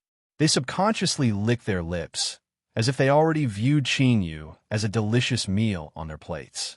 To bathe in darkness and transform into a demonic creature. This was nearly the pinnacle of their pursuit. Now, this chance was right in front of them. As for taking risks, humph humph, everything in this world depended on struggle. If they didn't risk their lives, how could they climb up? Ha ha ha, he's mine. With a loud explosion, someone from the dark camp exploded, turning into billowing darkness aura that howled forth like a demonic dragon. His first move was his strongest attack. With the Horn Man being killed right in front of him, he certainly didn't dare to be careless. Closer, closer. Seeing Chinyu not respond, this person was overjoyed. He primarily cultivated the power of corrosive darkness, and its might was truly astonishing. In addition, he didn't hesitate to damage himself, and became even more ferocious. As long as he could drag this boy in, no matter how transcendent his abilities were, he would still be corroded into a pile of rotten meat. The only thing that left him puzzled was that Chinyu didn't seem frightened, nor did he seem like he hadn't reacted. This was because his eyes were far too calm. They were so calm that they were like frozen water, without the slightest ripple. Without a chance to think further, the dark camp cultivator's consciousness fell into eternal darkness with this doubt in his mind. Outside, it was so quiet that one could hear a pin drop. Those eyes that fell on Chinyu were now perfectly round, like toads that had seen a sharp knife on a chopping board. The thoughts in their hearts were, "It's over, it's all over." Their bodies were ice cold, and their hearts were ice cold. Single Horn could comfort himself that he had been killed. He had been caught off guard, or perhaps he had been tricked by some method, so he hadn't been able to display his full strength. But this time, he couldn't fool anyone. The black poison python that had gone all out and used everything he had been casually grabbed. With a puff, there was no follow-up. That's right, just as he had said, he had completely vanished along with the dissipating darkness aura. There was one point that was the same as Single Horn's. These two people had died without even dregs remaining. Fear gnawed at the mind like a viper. Go bathe in your mother's darkness. Transforming into a demonic creature was their greatest wish, but living was clearly more important. Bang! Darkness aura erupted. Without leaving behind a single word, the dark camp cultivators fled in all directions.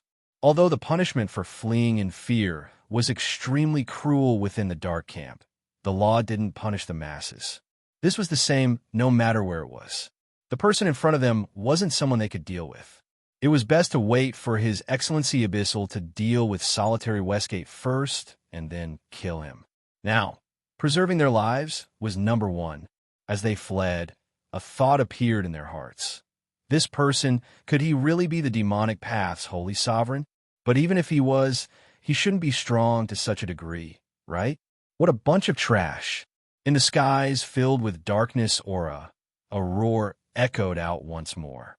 It was clear he felt his subordinates were losing face as they fled. Bang! As far as the eye could see, endless darkness aura shook. A phantom that looked like an avatar suddenly appeared. This was a demonic creature similar to an octopus. Its entire body was crimson, like blazing flames. Its eyes ruthlessly glared at Chinyu. The fleeing dark camp cultivators paled. Then, they revealed a look of joy. His Excellency Abyssal had taken action. This person would die without a doubt. As they thought this, their fleeing speed slowed down a bit. They turned their heads to look behind them. In the next moment, their eyes trembled and they nearly leapt out of their sockets. They only saw Chinyu lift his hand. Just like when he had crushed the black poison python, he clenched his fingers towards a phantom descending from the skies. Space suddenly twisted. It was like a terrifying mouth had opened wide, swallowing up His Excellency Abyssal's projection. Ah! A pained roar echoed out from the skies. Endless darkness aura shook and a portion of it collapsed, revealing an incomparably massive and terrifying shadow. This was the true form of this demonic creature. At this moment, it fiercely turned its head, its blood-red eyes stubbornly staring at Chinyu, endless hatred in its eyes. "I want you to die." In the next moment, the slightly dispersed darkness aura began to wildly rise. The dark camp cultivators felt their fear dissipate a little. They thought that His Excellency Abyssal was serious, and this person would soon die. Qin Yu's eyebrows arched up. As he looked at the rapidly rising darkness aura, a trace of ridicule appeared in his eyes. "You want to leave? It's too late." With a flick of his sleeves, there was a miserable scream. The thick darkness aura that filled the skies was instantly torn to pieces. In the distance, all of the tentacles had curled up into a ball. The demonic creature that had already run some distance away was now twisted into a ball, completely suppressed by an invisible strength. The dark camp cultivators felt their hearts skip a beat. Their first thought was, "How could you do this? We were prepared to see you erupt with a great show, but in the end you just turned around and ran away." If we hadn't been seen through, wouldn't we have been the ones to vent our anger on? Then, a raging fear surged forth. It was like a rising tide, completely submerging their minds. "Don't kill me. I beg you, don't kill me." The demonic creature blood, octopus, cried out miserably. Its giant body shivered, and its eyes were filled with fear. He was also someone with status. If he had any other choice, he definitely wouldn't have allowed himself to be disgraced like this. But his strength didn't allow him to do so. The aura coming from Qin Yu's body felt like a boundless ocean, as if a single wave could swallow him up. If he didn't run away, would he just wait for death?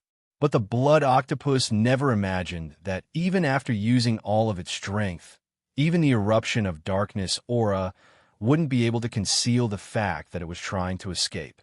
After being caught by Qin Yu, unless it wanted to die, begging for mercy was the only thing it could do. The dark camp cultivators' eyes didn't explode. Their reactions were extremely fast. After a brief moment of shock, they turned and fled. But the only movement they could successfully complete was to turn around. Then they all turned into wooden blocks and fell to the ground with clattering sounds. Their eyes widened, filled with fear. But they couldn't control themselves and couldn't say a single word. The blood octopus didn't have the time to care about the lives or deaths of his subordinates. As he watched Qin Yu approach, a tide of fear rose within him. "My lord, this is all my fault. I beg you to give me a chance. I am willing to make a dark oath to pledge my loyalty to my lord." Seeing that Qin Yu's expression didn't change at all, the blood octopus nearly pissed himself. "I can help you detoxify the poison." "Yes, detoxify it. Fellow demonic path Taoists, I injured many of them. I can take back the poison from their bodies." Qin Yu frowned. Seeing him finally respond, the blood octopus hurriedly said, "This is true. If you keep me alive, it will be more beneficial to my lord."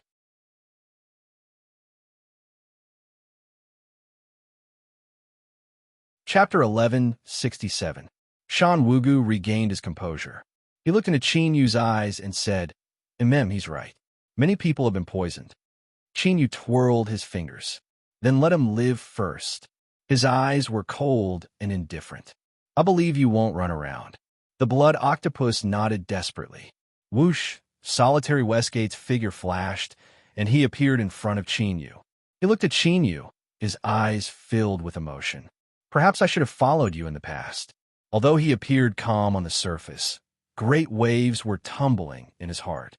Just how many years had passed? To cultivators like them, it might be an exaggeration to say that time had passed in the blink of an eye, but it definitely couldn't be considered a long time. The higher one climbed the great Tao, the more astonishingly difficult it was. To be able to make 20% or 30% progress in several hundred years was already something to be happy about. But from what he could see, Qin Yu's increase in strength was likely several hundred or even 1,000 points. If he didn't see this with his own eyes, he would have found it hard to believe. Qin Yu smiled and shook his head. "Westgate, you were worried about your wife and child, but I had nowhere else to go, otherwise I wouldn't have gone out to wander the world." Solitary Westgate's complexion stiffened. Qin Yu glanced at him and then at Shan Wugu. Shan Wugu's head was lowered, so he couldn't see his expression. Qin Yu took a deep breath and said, "Come with me." He handed Gu Ling over to a demonic path female cultivator with shining eyes. Then, with a flick of his sleeves, the two of them vanished from sight. His Majesty, Saint Sovereign Strength, has already transcended the world. The demonic path has been in decline for many years. Now that His Majesty has returned, it is only a matter of time before we return to our peak. Darkness and immortal source, their good days have come to an end. The excited demonic path cultivators shook so hard that they almost turned into sieves. But they didn't know that His Majesty Saint Sovereign's mental state had already collapsed. Ning Ling and Yu Qi had disappeared in the battle where the demonic path's Holy Land small world was destroyed. Qin Yu's voice trembled. Just what happened? At this time, his complexion was so gloomy that it could drip water. Solitary Westgate and Shan Wugu stiffened and their faces paled. Qin Yu took a deep breath. He closed his eyes and opened them again. I'm sorry, I wasn't targeting you. Solitary Westgate bitterly smiled. I understand, but your current strength is a bit frightening. His thoughts stirred and his aura erupted. Just this alone left him gasping for breath. This was not something that could be summed up with just the word scary. He glanced at Qin Yu and continued. All these years, we have been searching. Although we did not find Ning Ling and Yu Qi's whereabouts, we can confirm that this matter is related to the Darkness faction and the Immortal Origin faction. Shan Wugu said, in the past, the Dark Knight Divine Seat colluded with the Dark faction and joined forces with the Immortal Origin faction to break through the demonic path's small world. This battle was extremely brutal, but according to the conclusion of the battle, it is likely that capturing Ning Ling and Yu Qi was the main goal of both sides. In that battle, there was a struggle between the darkness and immortal essences. In addition to the investigation over the years, it is highly likely that Ning Ling and Yu Qi were captured by one side each. Solitary Westgate rubbed his chin. In truth, this matter itself is something I have never been able to figure out. You have already left this world. So could they have predicted the future and captured Ning Ling and Yu Qi ahead of time to use them to threaten you? Qin Yu was silent. He had a thought in his mind. The reason the two of them were captured was likely related to the Myriad Soul Path. Someone had learned of Ning Ling's identity and was trying to obtain benefits from her. But Yu Qi? Why was she also taken away? This didn't make sense. But at this time, Qin Yu didn't have the mind to consider whether or not this explanation made sense. Ning Ling and Yu Qi had been taken away, and it was unknown whether or not they were safe. He wanted to kill them. With Qin Yu's current strength, he could sense the entire world with just a thought. Although it couldn't be said to be accurate, his approximate location shouldn't be wrong. I will return soon. As he spoke, he took a step forwards. Space twisted, concealing his figure. The headquarters of the Dark faction, Broken Cloud Mountain. This place was shrouded in a dark aura all year round, without the least bit of light illuminating it. Suddenly, there was a loud sound like thunder. The dark aura that covered the skies directly collapsed. A wild strength shook the mountain like a tide.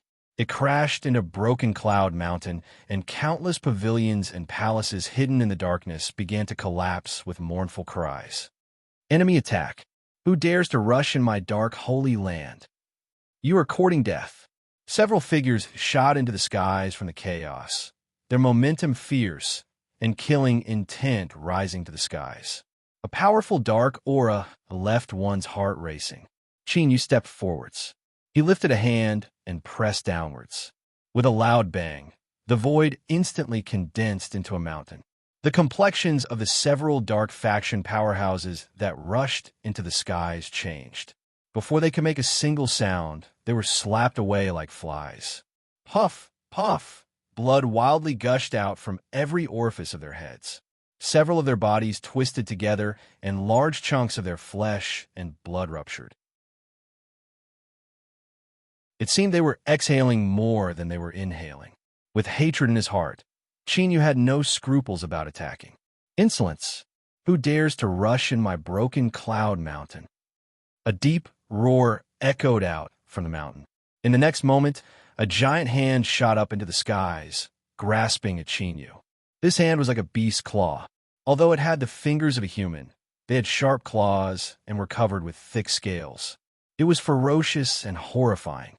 And what was even more terrifying was that the aura that this hand released was terrifying to the extreme, as if it could shatter the entire skies. Qin Yu coldly snorted. He punched out. At this time, there seemed to be a roar in the void. A phantom appeared behind him. It was the Abyssal Titan, comprehending light and darkness as one. This was a powerful bloodline strength that came from the abyss. Even after entering the vast Yang world, he was still able to use some of it. At this time, as Qin Yu attacked, the Abyssal Titan Phantom punched out, colliding with the giant hand like a bolt of lightning. There was a pain howl. The scaled hand with sharp claws directly disintegrated. Countless pieces of flesh and broken bones shot out in all directions. The terrifying strength carried it was like a meteor shower falling from the heavens. It smashed into the ruined, broken cloud mountain, creating countless large and small holes. In the blink of an eye, countless dark faction cultivators had died here. You dare to injure me? You deserve to die. Rumble, rumble. The entire broken cloud mountain trembled. A terrifying darkness aura erupted like a volcano awakening, erupting from within. It was as thick and viscous as ink, covering up everything. One could only faintly see two large red lanterns hidden in the black fog. Qin Yu's expression was icy cold. His tone was indifferent. Dark Knight Divine Seed, I never thought that after we parted ways in the past, you would turn into such a monster. The two lanterns in the thick, dark aura suddenly swelled up, revealing two round pupils that had condensed into a dot. They were actually two terrifying eyeballs. Qin Yu, it's actually you. A deep and low voice revealed excitement and excitement. Ha ha ha. I never thought you would return alive. Good, this is too good. Rumble, rumble. A loud sound echoed out from the darkness aura. As the mountain rocks tumbled about, the entire broken cloud mountain trembled. A head popped out. It was no longer possible to tell what the darkness divine seat had originally looked like. Two sharp horns that were covered in whorls poked out of the head, curved backwards like blades. Just from appearance alone, it looked like an extremely ugly goat. That's right, it was a goat. The reason it was ugly was because its face was covered with giant pustules. Some of them were already rotten and constantly oozing out yellow and white pus. When mixed together with the rotting flesh, it was enough to make one's chest heave in pain. Now, this ugly head's blood-red eyes were stubbornly staring at Qin Yu. They were cruel and ruthless. In the past, I was nearly killed by you. Although it was a blessing in disguise that allowed me to obtain the formidable strength I have today, I still remember this hatred in my heart. However, I will always remember this hatred in my heart, and I dare not forget it for even a moment. Now, you have actually returned. How can I not be overjoyed? Qin Yu, welcome the final nightmare of your life. Qin Yu shook his head. How noisy. Did he come here to listen to people spout nonsense? The Dark Knight Divine Seat was enraged. After transforming into a demonic creature, his ruthlessness and desire to destroy had corroded his mind. In addition to facing Qin Yu, he simply couldn't control his own emotions. Of course, he didn't want to control himself. In the Dark Knight Divine Seat's opinion, with his current strength, killing Qin Yu would be easy. No, he couldn't let him die so easily. He had to let Qin Yu know just how stupid it was to anger a noble demonic creature. Despair and torment would become the only things left in his remaining life. With a diabolical laugh, the Dark Knight Divine Seat attacked. Endless darkness aura erupted, submerging Qin Yu's figure. I will let you taste all the unbearable pain in the world. Then, I will swallow your soul filled with hatred and despair, turning it into a part of my strength. You talk too much. Bang! The darkness aura shattered. Dazzling light descended like a great sun. Like sharp arrows, countless holes were torn open from within. Impossible! The Dark Knight Divine Seat screamed out loud. He couldn't control his eyes, revealing a look of fear. Light purification. How can you control such a strength? His figure moved, wanting to escape. But before he could move, he was already covered by the light. With a shrill scream, The dark aura around the divine priest of the dark night melted like frost on a window paper under the scorching sun. As the light fell on his body, there was a violent sound of corrosion. With a sizzling sound, his flesh and blood broke apart, and massive amounts of black smoke rose up.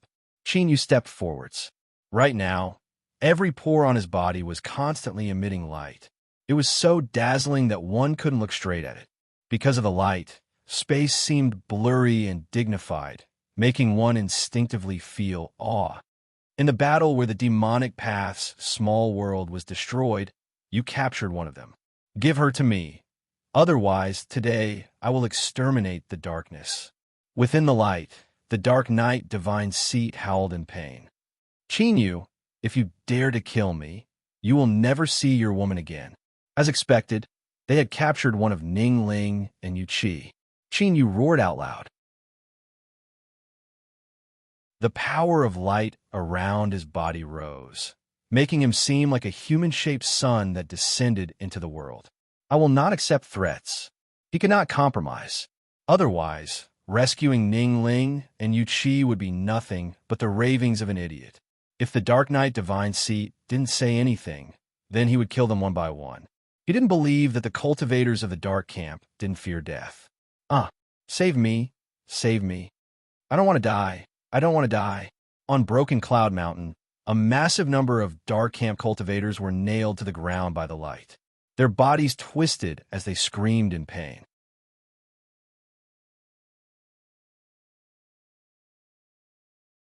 Chapter 1168. The Dark Divine Seat was truly afraid. He could feel Chinyu's firm will within the light. If he continued to resist, then he really would be killed. Stop, I'll talk. Chinyu flicked his sleeves, and the light immediately retreated. The terrifying sounds of corrosion came to a temporary stop. My patience is limited. I will only give you one chance. If you dare to lie to me, be prepared to be destroyed by the light. Darkness energy rapidly gushed out from the Dark Knight Divine Seat's body, covering his severely decaying body. As he looked at Chinyu, he revealed a look of panic. Chinyu, I can tell you everything, but you must promise not to kill me. Otherwise, even if I die, I won't say a single word. Speak. Without a guarantee, the Dark Knight Divine Seat hesitated. But the increasingly icy chill in Chinyu's eyes caused his heart to shiver. We did capture Yu Qi back then, but I don't know why we captured her. It was the will of the demon world. After the capture, Yu Qi was sacrificed to the demon world through the altar. The Dark Knight Divine Seat's eyes widened. Don't kill me. If you kill me, you will never find the entrance to the demon world. Chinyu said in a low voice. Can you open the entrance? Yes, I'm the highest level demon creature in this world. I have a connection with the demon world. He glanced at Chinyu and continued. I can open a channel to help you find Yu Qi. Chinyu said, now let us begin. The Dark Knight Divine Throne's eyes widened. No, I need, but he was interrupted by Chinyu. If you can't, then die. The Dark Knight High Priest clenched his teeth. Fine, I'll try my best. He looked around. But you must first withdraw the power of light purification. Chinyu's thoughts stirred, and all the light in the skies suddenly hid away. He lifted a hand, and a brilliant beam of light howled out, submerging in a broken cloud mountain and forming a bottomless black hole. Don't play tricks. You won't have a chance. Shwa. Chinyu's figure flickered, and he drew backwards. The Dark Knight Divine Priest took a deep breath, and then let out a sharp cry. In truth, he hadn't been lying before. With his own strength, it was impossible for him to open the channel to the devil world. But facing Chinyu, he had no other choice. Bang! A dark aura erupted, instantly forming a pitch-black vortex above his head. A terrifying, devouring power erupted from within. My power! Night God, what are you doing? Let me go! Let me go! On Broken Cloud Mountain, the many Dark Camp cultivators who had just escaped from death all looked terrified. As they roared, the dark aura within their bodies was forcibly pulled out. This process was no less than having one's flesh and blood extracted. The pain it caused was simply unimaginable. But their pain screams didn't affect the divine seed of darkness, who was doing her best to control the vortex. Without careful preparation and the cooperation of a large number of offerings, even if he risked his life, it would be impossible to open the passage. Plundering these people's dark aura was the only option. Bang! The vortex above his head suddenly spun, releasing a surge of devouring power. All the dark aura in the entire Broken Cloud Mountain was extracted and absorbed into it. The Dark Camp's cultivators, who had been screaming in pain, all lost their voices at this moment. Or to be more precise, they had lost the strength to continue speaking because of the terrifying pain. Their bodies rapidly withered at a speed visible to the naked eye.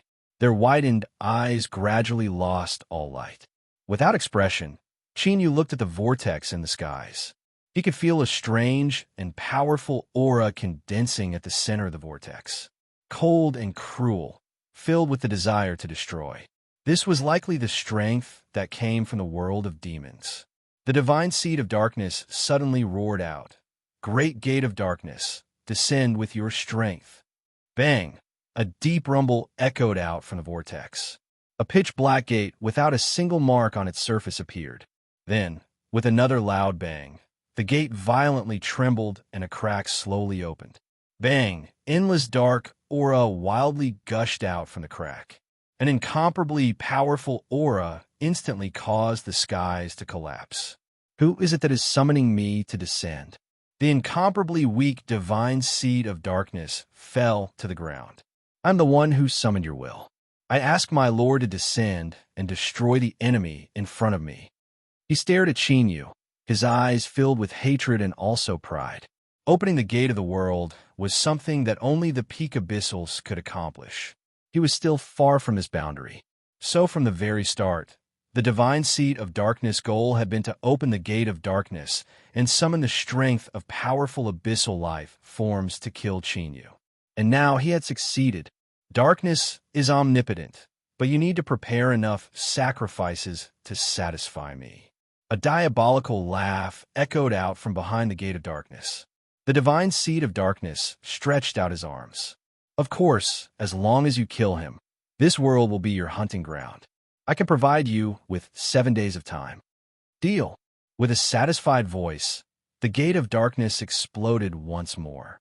An ear-piercing sound echoed out, and the crack in the gate opened again and again. A sharp claw drilled out, grabbing onto the gate of darkness as if it wanted to squeeze its entire body out. But it was too slow. Chinyu stepped forwards. The divine seed of darkness wasn't even able to follow his movements before he arrived at the center of the vortex, the gate of darkness. He reached out and grabbed the claw.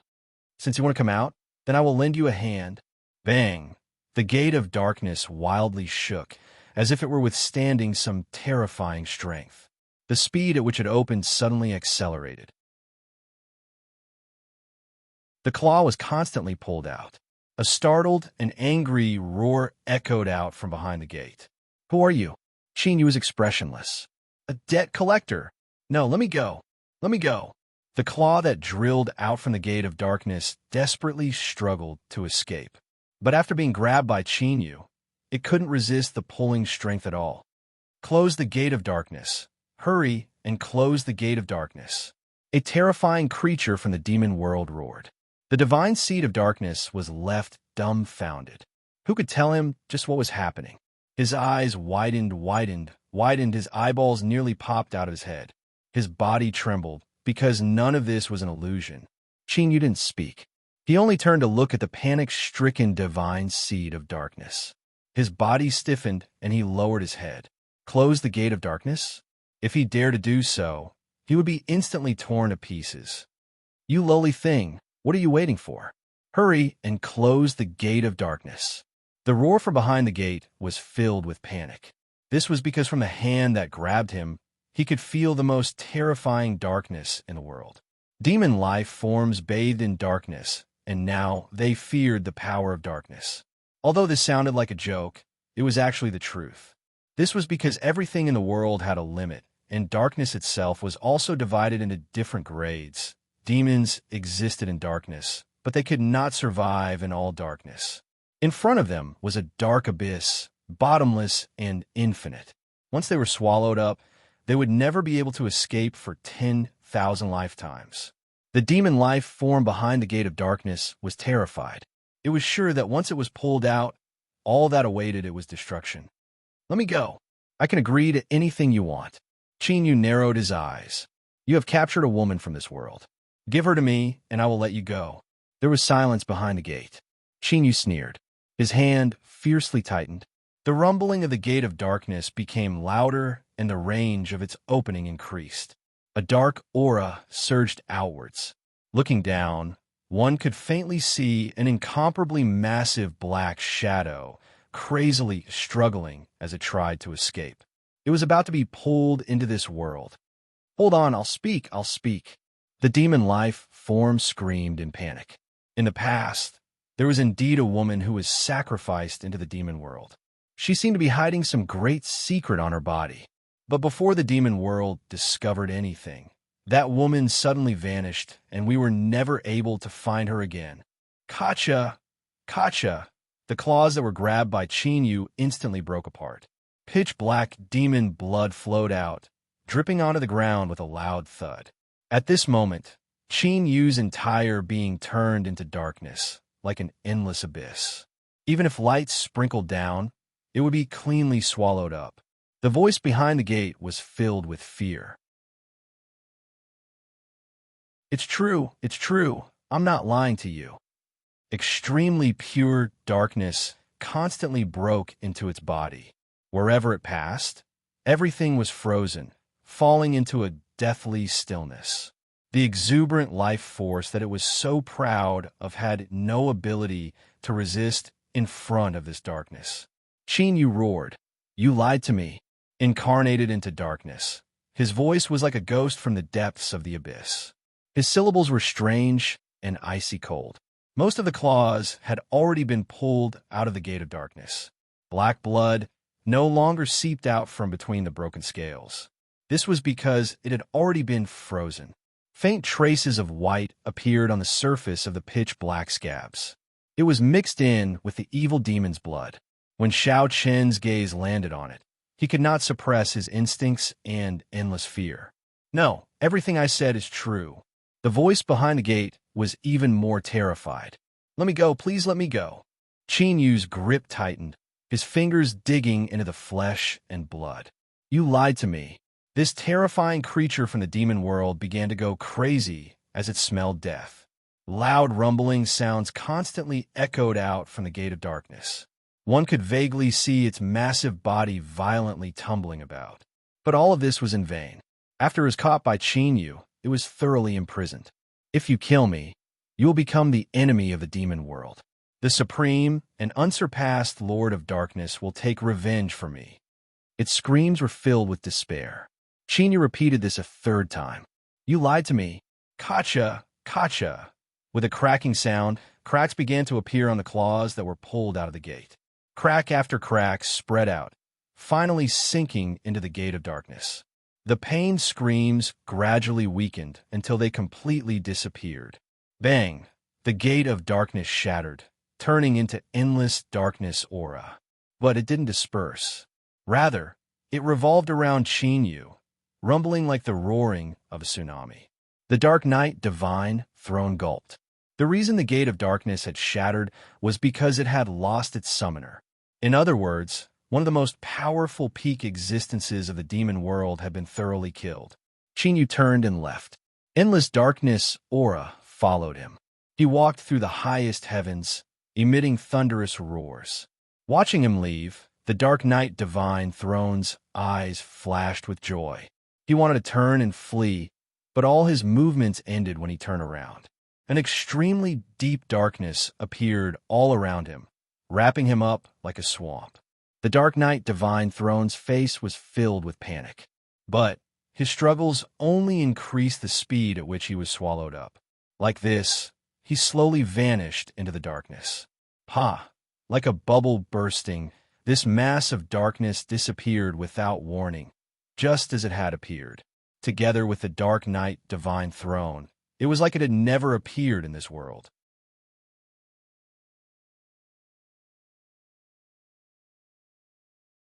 Chapter 1169.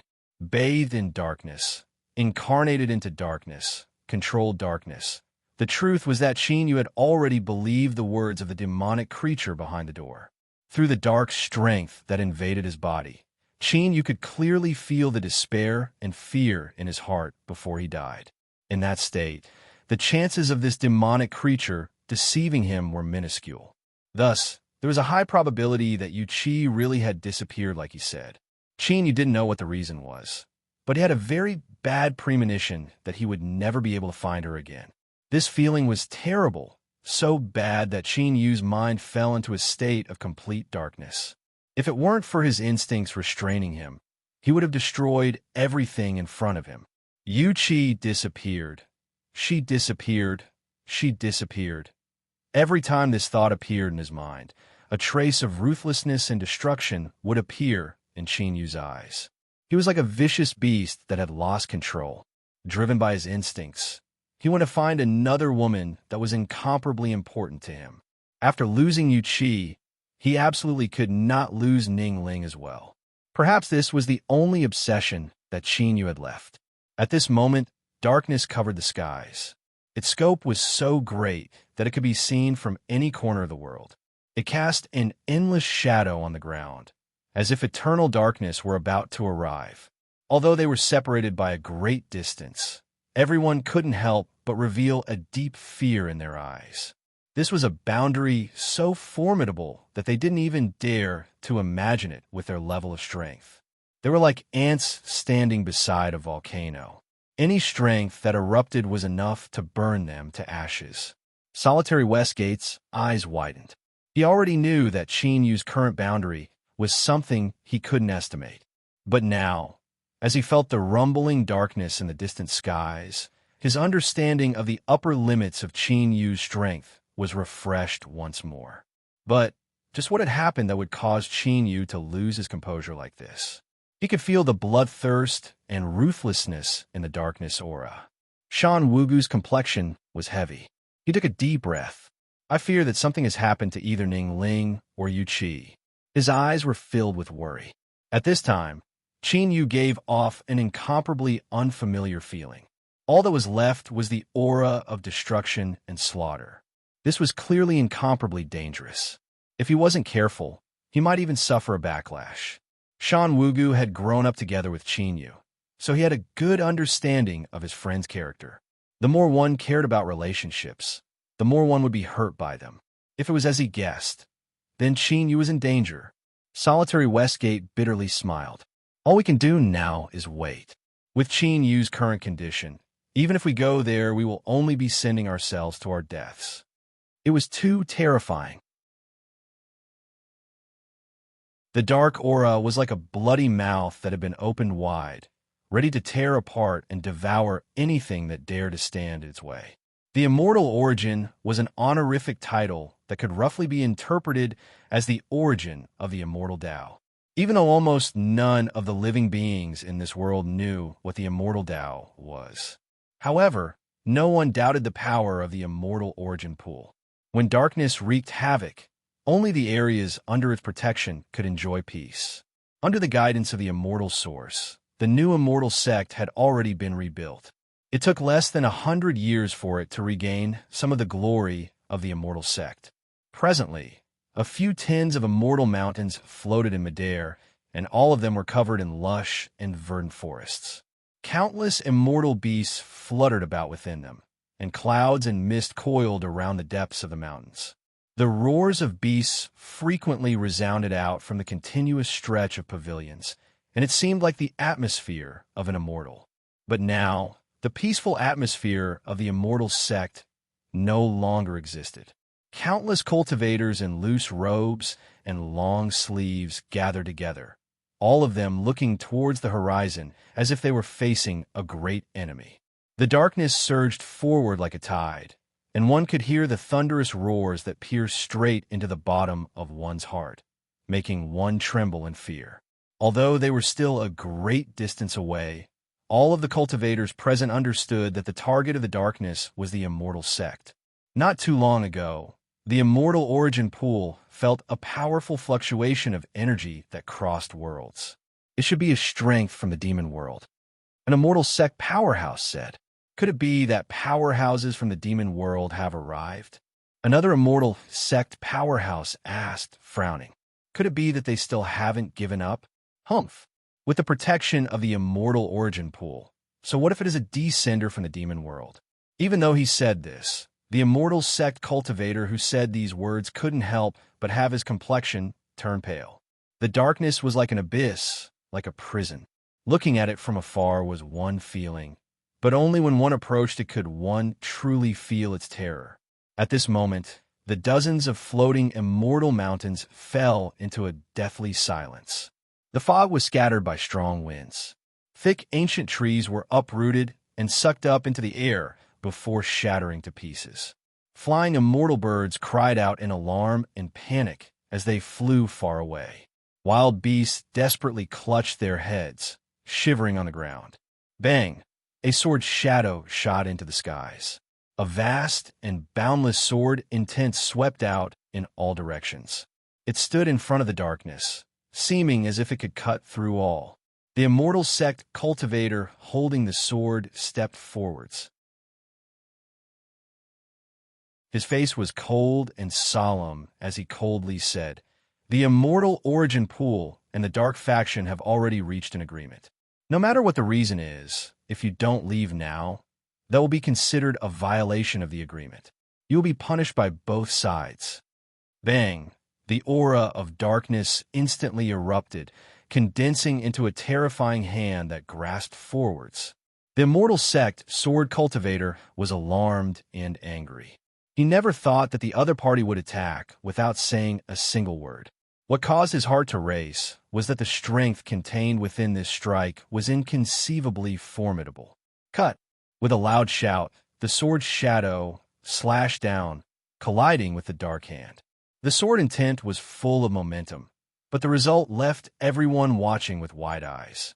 In the instant of the collision, the sword shadow shattered, and the immortal sect sword cultivator was sent flying backwards. In midair, he had already exploded into pieces of flesh and broken bones, turning into a giant red flower. The dark hand didn't stop at all. It continued to smash towards the immortal sect people. A deep and cold roar echoed out from within the dark aura. "Give her back to me. How dare you? You evil creature. You dare to injure someone in my immortal sect. We respectfully ask the immortal origin pool to attack and kill this demon." The immortal sect people were both shocked and angry. They fled in distress as they roared out. But as they looked at the darkness, they couldn't suppress the fear in their eyes. With the strength of the immortal sect sword cultivator, he had actually been killed in a single exchange. The strength of this demon that descended into this world was truly terrifying. But fear was fear. They didn't feel despair. This was because the immortal sect still had the immortal origin pool.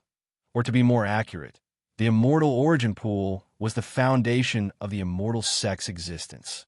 We respectfully ask the immortal origin pool to attack. The immortal sect cultivators roared out in unison. The fear in their eyes immediately vanished and was replaced with excitement. It was as if they could already see the immortal origin pool taking action and defeating the darkness. But nothing happened. Bang! With a heaven-shaking explosion, the dark hand smashed apart a floating celestial mountain. Some of the weaker immortal sect cultivators that hadn't left didn't even have time to scream before they were torn to pieces. Then a second mountain, a third mountain. The dark hand swept forwards with unstoppable momentum, destroying everything in its path. Miserable screams filled the air. The fleeing immortal sect cultivators all paled. They couldn't figure out why the immortal origin pool hadn't responded. We respectfully ask the immortal origin pool to attack. An immortal sect cultivator cried out. His chest was stained with blood as he looked towards the tallest celestial mountain. All of the immortal sect cultivators knew that the immortal origin pool was there, but the only response he received was silence. With a pitiful smile, this immortal sect cultivator was swallowed up by the dark strength. With a loud bang, his aura completely vanished. "Give her back to me." In the darkness, a roar rose up once more, filled with a reckless madness. Bang! Another hand of darkness appeared. The speed at which the immortal sect Immortal Mountain was being destroyed instantly doubled. Run! We have to go to the Immortal Origin Pool. The Immortal Origin Pool will definitely save us. The Immortal Sect cultivators' eyes turned red as they desperately fled. The strength of the darkness was too terrifying, so terrifying that anyone that tried to stop it had already been killed. Powerful cultivators could certainly escape, but there were always weaklings everywhere, even if it was an immortal sect that had risen once more. As more and more celestial mountains were destroyed, all that awaited them was destruction.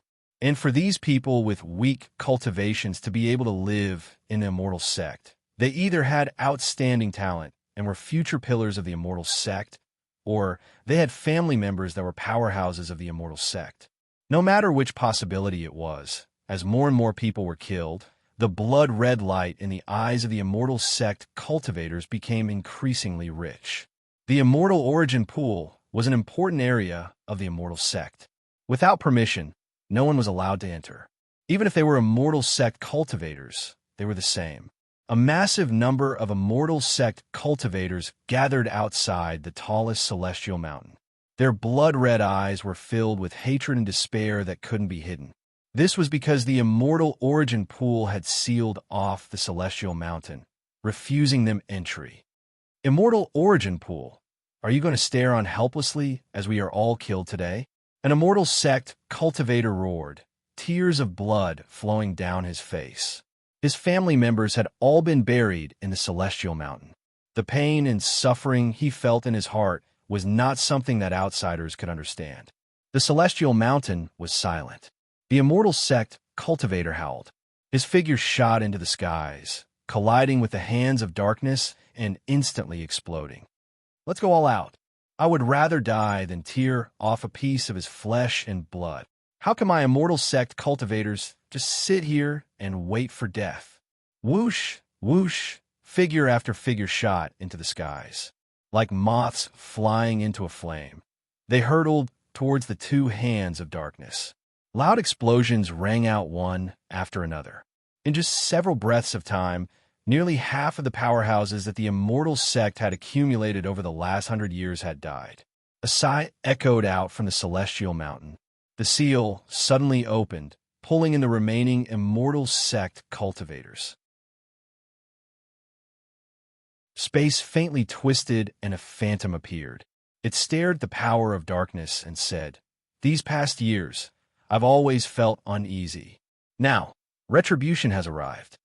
He lifted a hand and pressed it forwards. In an instant, trillions of sword lights appeared, weaving together and forming a blockade in front of him. Bang! Bang! The two hands of darkness seemed to sense something. They abandoned the undestroyed celestial mountain and began to crazily bombard the trillions of sword lights. Scales were smashed apart by the sword lights, dispersing into the power of darkness. But the hands of darkness didn't stop. Instead, their bombardment became increasingly strong. "Give her back to me." Chinyu stepped out from the darkness. His eyes turned pitch black as he stubbornly stared at the immortal source. His eyes tumbled with destruction and slaughter. Within the celestial mountain, the immortal sect cultivators that had been sucked in all fell to their knees. "Immortal source, we cannot let this person go." Over half of the immortal sect was destroyed by this person's hands. "We must make him pay with blood.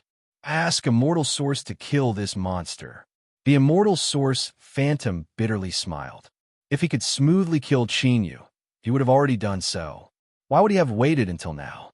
He took a deep breath and stopped the immortal sect cultivators from speaking any further. He said, "What happened in the past was indeed my fault. Today, you have killed countless people and should have dispelled some of the evil in your heart. I hope that you can stop here." Chinyu punched out, "Give her back to me." Bang! The sword light seal violently shook. The immortal source phantom's complexion changed. In the next moment, the entire seal began to shake. After it struck the edge of the seal, it was pushed back, and then it began to collapse inwards. Bang! With a loud explosion, the immortal source was knocked backwards. His phantom violently trembled, causing ripples to appear in his eyes. This strength was far stronger than he had expected. In the past, because I received a favor from someone, I had no choice but to act. I did not wish to do so, but I can tell you the truth. Before that unconscious woman could be sent out of this world, she had already dissipated. This matter is absolutely true. The immortal source spoke rapidly. What I left in this world is only a projection. Even if I am killed by you, I will only lose a bit of strength.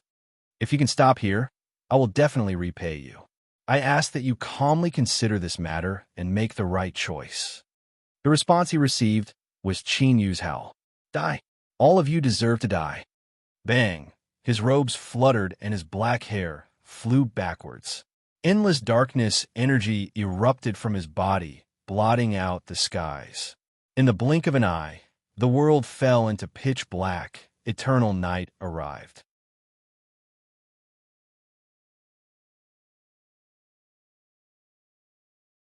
Chapter 1170.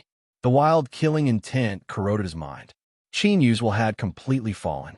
Now that he was in the darkness, all he had left was destruction and slaughter. Kill, kill, kill. Everything in front of him would be sent to hell. Amidst endless howls, he would taste all the extreme pain in the world. The backlash of darkness had already begun. Once Qin Yu was completely assimilated, he would never have a chance to wake up. He would become a killing machine controlled by the will of darkness, forever falling into the abyss. As the killing intent became increasingly intense, and Qin Yu was about to sink into oblivion, an icy cold aura was released from his mind. If there was a choice, the old turtle would be happy to watch Qin Yu play with himself to death. Then he could regain his freedom. But this was the vast Yang world. This shadow of the abyss was nothing more than mud in the snow. There was nowhere to hide. So Qin Yu could not die, at least not now. Master, hurry and wake up, Master. Qin Yu's eyes that were filled with killing intent began to fluctuate. The darkness aura that filled the world suddenly stagnated. He took a deep breath. The darkness in his eyes slowly faded away. The first thing he saw was the pale faces of the immortal sect cultivators in the celestial mountains filled with fear. That's right, at this moment they were truly afraid. Just now, the immortal sect people had personally experienced Qin Yu's terrifying attacks after he was assimilated by the darkness. Even someone as powerful as the immortal origin could only barely resist his attacks and was beaten back and forth in a pitiful manner. Hating Qin Yu was a must, but fear dominated their minds. The immortal sect cultivators no longer hoped that they could kill him and take revenge for those who had died. Surviving was their greatest hope right now. The immortal origin phantom became even thinner. It was like a wisp of blue smoke that could be blown away with a single breath. Now that Qin Yu had finally stopped, he bitterly smiled and let out a long breath in his heart. What the immortal origin said before was correct. What was left in this world was only a projection. But to be able to separate from the main body and transcend worlds to exist for such a long time, it certainly wasn't that simple. Moreover, he had already inherited his own Tao inheritance in this world. If the projection was destroyed, his Tao inheritance would also disappear. To an immortal Tao cultivator, destroying their own Tao inheritance was even more difficult to bear than killing them. If possible, they certainly wouldn't want to give up. For you to wake up in time and avoid being devoured by the darkness is truly a cause for celebration. The immortal origin shadow clasped his hands together and squeezed out a smile. I wonder if you can think calmly for a moment. Qin Yu suddenly said, his voice hoarse to the extreme. Who told you to attack? The immortal origin phantom bitterly smiled. Back then, this old man had already sworn not to reveal even the slightest bit of information. I hope that you can understand. Qin Yu glanced at him, his pitch-black pupils flashing. All right, then I'll change the question. Who was your target? The immortal origin phantom fell silent for a moment. My mission is to capture 2 women from the demonic path's small world, Yu Qi and Ning Ling. If you can't capture all of them, then capturing any one of them will be considered as completing the mission. Qin Yu's heart sank, and his voice became even colder. Are you saying that I can capture any one of them? The immortal origin phantom replied, Yes. Qin Yu said, Ning Ling, how did she disappear? Tell me everything you know. The immortal origin shadow hesitated for a long time. Qin Yu coldly snorted. Is it my current calmness that made you forget everything you experienced just now? The immortal origin phantom sucked in a deep breath. In the past, when I captured Ning Ling, she was in an unconscious state. Just as I was about to comply with our agreement and send her out of this world, without any warning or energy fluctuations, Ning Ling dissipated on her own. He paused for a moment and waved his hand. The space in front of him was isolated from the outside world. His voice became increasingly low and gloomy. I don't know if you know that in this world, there exists a heaven-piercing secret cultivation technique called the myriad soul Tao. This technique splits one's soul and scatters it into the myriad heavens. This method allows the soul to constantly grow until it finally fuses with all of its individual bodies, allowing it to reach the heavens in a single bound and surpass the limits of cultivation. Because of a stroke of fate, I came to know a cultivator that cultivated the myriad soul Tao, and I just happened to have some understanding of this technique. When Ning Ling disappeared, the feeling she gave me was exactly the same as when the soul of the myriad soul Tao was taken back. Bang! The space around Qin Yu instantly shattered. His body gently shivered and darkness surged in his pupils, like raging waves crashing against a dam. Traces of blood appeared on the surface of his eyes, slowly spreading outwards like a blood-stained spider web. The old turtle trembled. He screamed out, Master, steady yourself. You cannot be pulled into the darkness again, otherwise I won't have the ability to wake you up again. Now he had an approximate idea of what was going on, but he couldn't figure it out. Wasn't it just two trivial women? Was there really a need to be so excited? In this world, there was nothing more important than living. With Qin Yu's current cultivation, he could have as many women as he wanted with a flick of his finger. For him to be tormented to the point of death for them was simply stupid to the extreme. Of course, the most important thing right now was that Qin Yu's life and death were inextricably linked together. Both of them were bound together for good or ill. Otherwise, he could do whatever he wanted. The immortal origin phantom panicked. He quickly waved his hand. Don't worry, don't worry. When the myriad soul Tao's soul dissipates, it will naturally return to its main body. It might not have truly dissipated. If you can find her main body, perhaps you might have a chance to save her. Qin Yu's eyes were blood red. After a long period of silence, he let out a long breath and said, First question. The immortal origin phantom stiffened. Qin Yu said, Tell me the answer, and I will spare you today.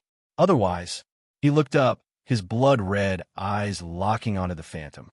You can try and see if I can find your main body through this phantom. The immortal origin phantom's complexion changed. He stared at Qin Yu, his eyes cloudy and uncertain. A projection was a projection. Even if it was a little special, once it dissipated, it wouldn't leave behind any trace. To lock onto his main body through a projection was nearly impossible. But now, as he faced Qin Yu's blood-red eyes, the words of refusal rolled on the tip of his tongue, but he couldn't bring himself to say them. His intuition told him that if he really refused Qin Yu, there was a high chance that something horrifying would occur. In the past, the immortal origin had indeed promised not to reveal this matter.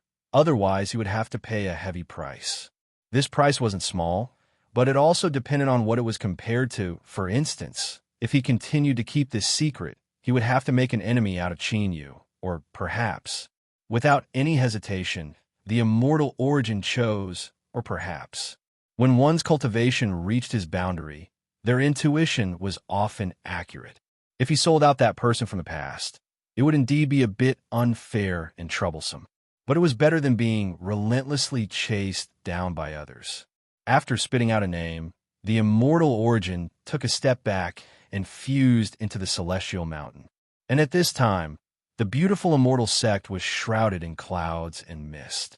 Of the dozens of celestial mountains, there was only a single one left, and it was covered in scars.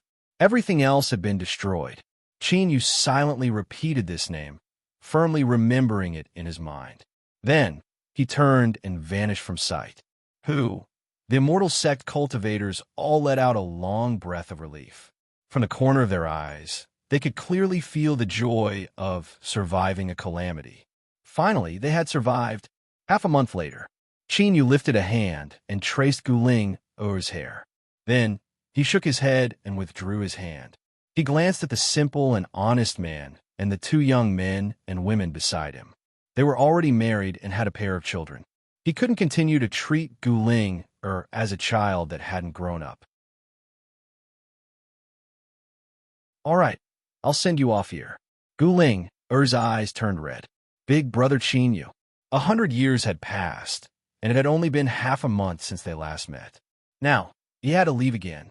The words to urge him to stay were on the tip of her tongue, but she couldn't say them. This was because she knew why Chinyu had left in such a hurry. Live a good life. Chinyu smiled. He turned and said, Westgate, I'll have to ask you to take care of my little sister's family. I will take care of your matters. If there are any harvests, I will definitely send them to you.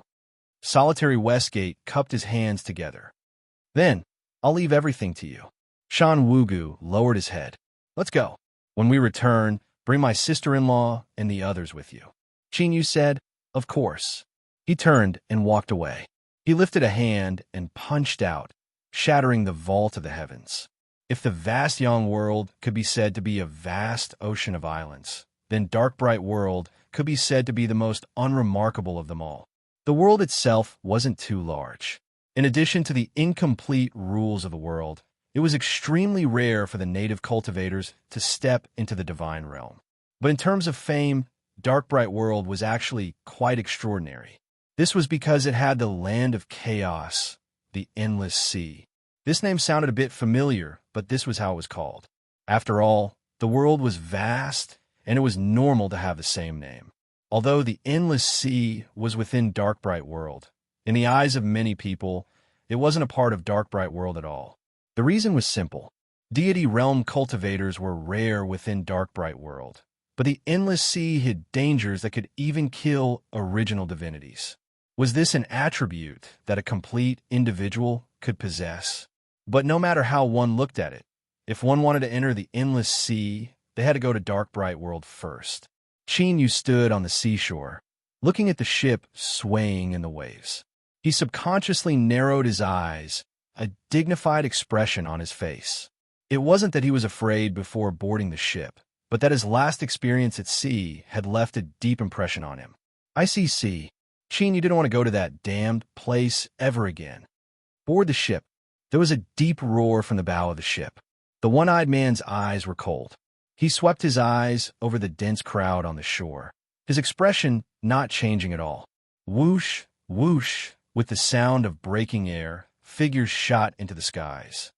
Look, it's the Sly Fate Clan's Orcon. He actually came. The one on the left, although he's wearing a veil. According to reliable sources, it's highly likely that he's a direct descendant of the fire-bathing bloodline. I also heard that the person who was born with knowledge from Xiangzhan Academy is also participating in the Endless Seas Grand Meeting. When the world happened to attract so many young experts to the Endless Sea. It's really a dazzling starlight. It's awe-inspiring. The crew members discussed with awe and envy in their eyes. The one-eyed man coldly said, "Shut up and do your job properly." This person's prestige was obviously high. The crew members who were reprimanded all shut up. Walking to the bow of the ship, the one-eyed man's eyes swept over the cultivators flying towards the ship. The corner of the one-eyed man's mouth curled up into a cold smile. After entering the endless sea of the land of chaos, it would be lucky if even half of these people could come out alive.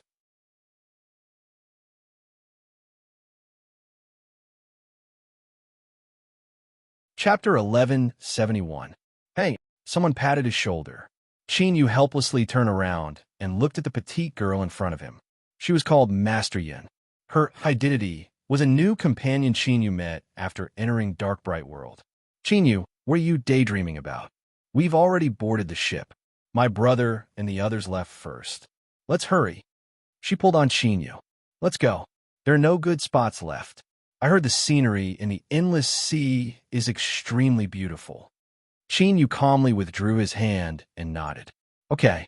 However, Yinshi paid no heed to Zhang Xian's words. He continued chattering nonstop beside Zhang Xian, and when he got excited, he would even dance his hands and feet in joy. They smoothly boarded the ship. Yinshi's group of 3 had already occupied a spot on the second floor near the side of the ship. It wasn't too far forward, but the view was good. As for the third floor with the best view, only those who were strong enough and had a certain status had the qualifications to go there. Master Yin, come here. The leftmost youth stood up and waved. His eyes fell on Chinyu, revealing a bit of anger. He couldn't understand why Master Yin favored this boy so much. Besides his good looks, what else did he have? Master Yin squeezed Chinyu over and only let go when they were seated. She excitedly said, "Brother, you guys are amazing. You actually managed to get such a good spot." Yinshi smiled and waved. It's all thanks to Zhou Cheng. His movement technique is the fastest, so we were able to get a spot first. Zhou Cheng was a taciturn young man with a shy personality. His slightly dark face blushed a little when he heard this. He waved his hand and said, "It's all thanks to Brother Huan. If not for him, this position would have been snatched away." Master Yin asked a few questions. It turned out that when they boarded the ship, Zhou Cheng was only a bit faster than the other group. Both sides arrived almost at the same time. Clearly, the other side chose to avoid them. Zhou Huan pretended to be calm, but he couldn't hide the pride in his eyes. Hey, this is nothing. Some people are like this. The more you endure, the more arrogant they become. Just be a bit more forceful. Humph. Not far away, there were 3 cultivators at another table. One of them angrily snorted and glared at them. His 2 companions pulled him back, indicating with their eyes that he shouldn't cause trouble. Zhou Huan sneered in response. Look, some people are like this. They look fierce on the outside, but are weak on the inside. How laughable. Yinshi said, "All right, don't cause trouble." The scenery of the endless sea was really good. The seawater was clear and transparent. Sitting on the ship, one could clearly see the big fish swimming in the sea. This caused Yunshi to shout excitedly. Zhou Huan joked around, causing Master Yin to laugh even more happily. Zhou Cheng sat at the side and only squeezed out a few words when asked by Master Yin, causing Yunshi to shake his head inwardly. He thought to himself that his little sister would never like a toothless gourd. The atmosphere was quite harmonious. Only Chinyu frowned inwardly. He swept his eyes over the 3 cultivators not too far away. It reeked of blood. It wasn't dense, but it gave him a very sinister feeling. The aura of slaughter lingered around them. These 3 people weren't as ordinary as they seemed on the surface. Even though a conflict had yet to break out, it was clear that the other party had already marked Yunshi, and the others down in his heart. There was a trace of hesitation in his eyes. Whatever, they were going to travel together. Just reminding them before leaving was enough. The attributes of the endless sea were the same as dark bright world. The first half of the journey was very peaceful. From time to time, one could see islands dotting the blue sea. Most of them were lush with trees, and there were groups of monkeys living on them. When they saw the ship pass by, they were abnormally happy. There were some courageous monkeys that dove into the sea in groups, climbing onto the ship and begging the cultivators. Looking at their familiar movements, it was clear this wasn't their first time doing this. They actually had good harvests. Yinshi was easily asked for several pills. He hugged a red-furred monkey, his face full of joy. Looking at Yinshi's bitter smile, the quality of the pills should be quite good.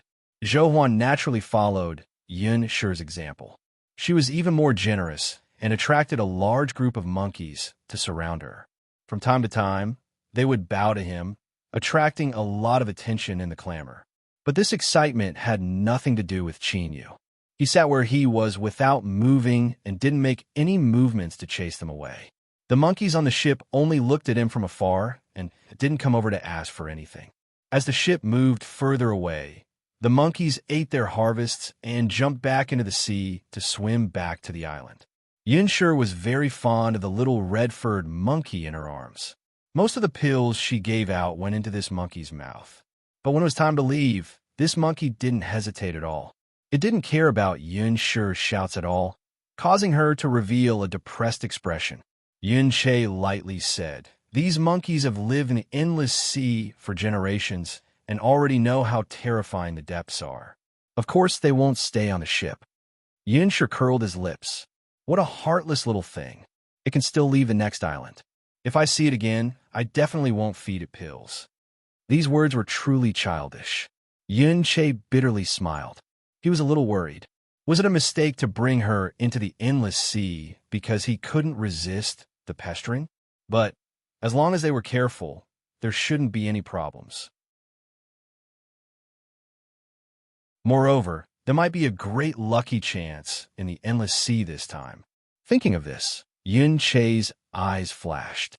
He calmly glanced at Qinyu, who was resting with his eyes closed. On the 5th day after the ship entered the endless sea, the calm days were over. The incomparably clear sea water gradually became turbid. The wind and waves became stronger. The howling wind entered their ears, revealing a bit of gloominess. The first half of the endless sea was about to end. Next was the real land of chaos, also known as the Sea of Despair. Not to mention the God Realm experts. There were already dozens of famous original God Realm experts who had fallen there. Of course, masochism was a minority. There was no need to take risks for no reason. Everyone was willing to take risks and enter the land of chaos because there were benefits to be had. The second half of the endless sea was dangerous enough, but also gave birth to many fortunes. There were countless legends about the various lucky chances in the land of chaos. Basically, any cultivator who ventured into the land of chaos and managed to leave alive would more or less gain something from it. But strictly speaking, this was only a basic benefit because the main purpose of entering the endless sea was to become famous. It was rumored that there was a special test in the endless sea. Any cultivator who could pass it was talented and had amazing potential. If they were trained with resources, most of them would have great achievements. Thus, any cultivator who left the endless sea alive, no matter how strong or weak they were, would become delicious cakes that were fought over by all sides.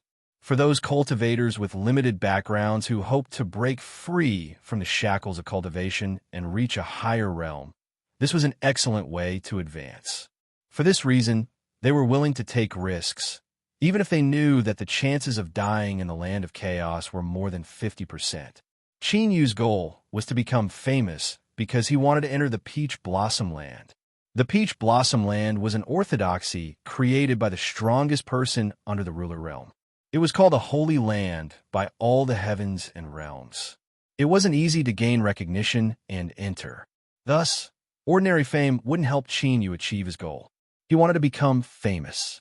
There were many ways to become famous. For example, killing some strong creatures in the land of chaos. Of course, one had to be at least at the upper original god realm.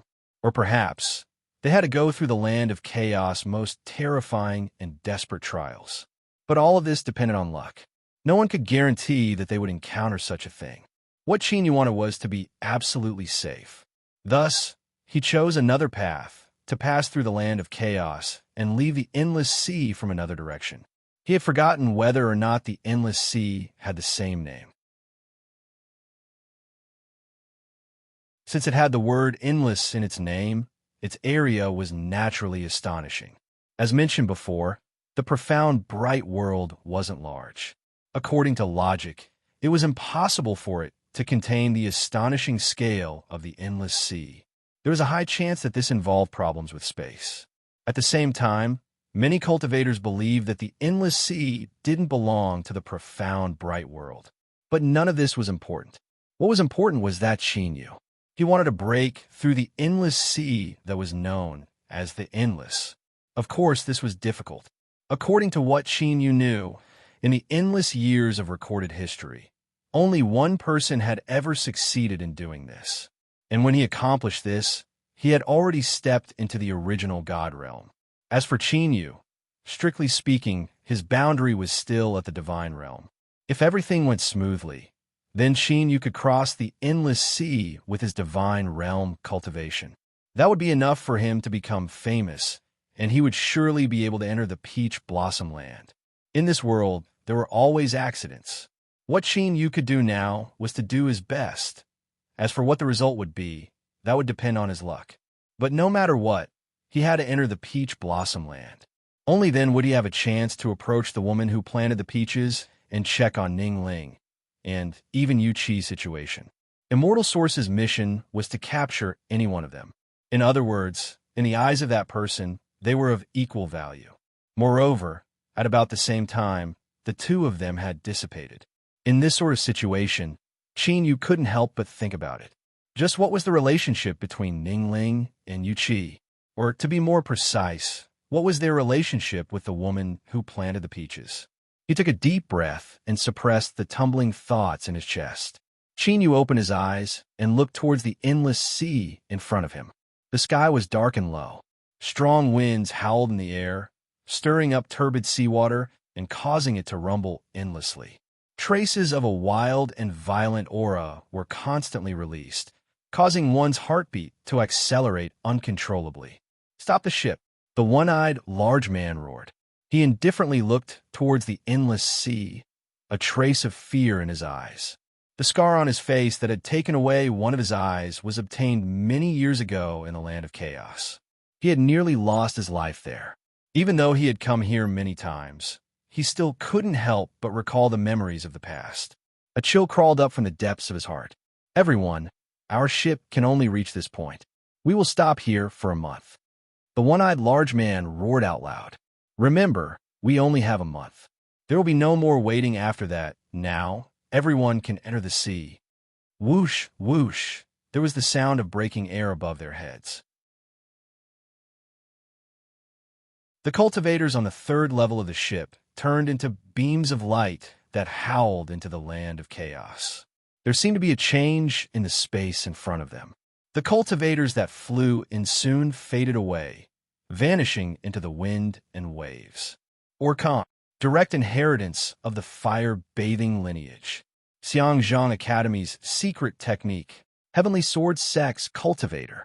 Cries of alarm rose up one after another. Everyone revealed looks of amazement. Yinshe took a deep breath.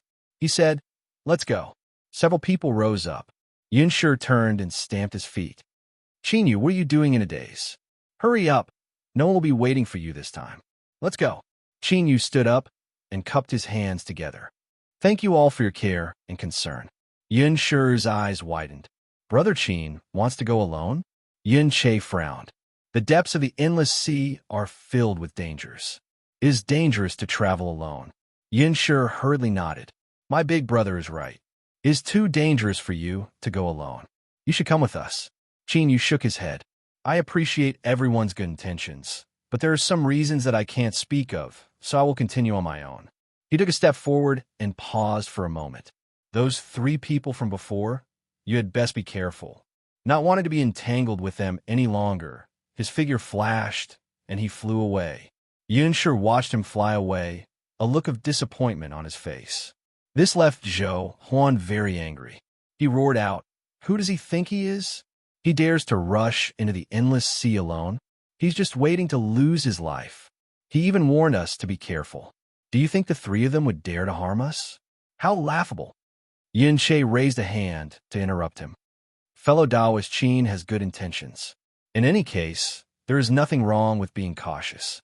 He glanced at the trio from the corner of his eyes and saw that they had already left. Even though he did not pay any attention to them, he did not sense when they left at all. His heart shuddered. Taking a deep breath, he grabbed Yinshe's hand and said, "Let's go. If fate wills it, we might meet again."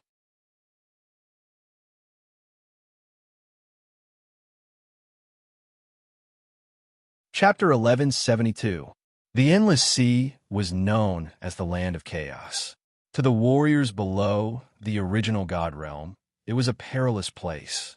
However, in Qin Yu's eyes, it was several levels lower than the black cold sea in the deepest part of the abyss. Not to mention, Qin Yu was much stronger than when he entered the cold sea.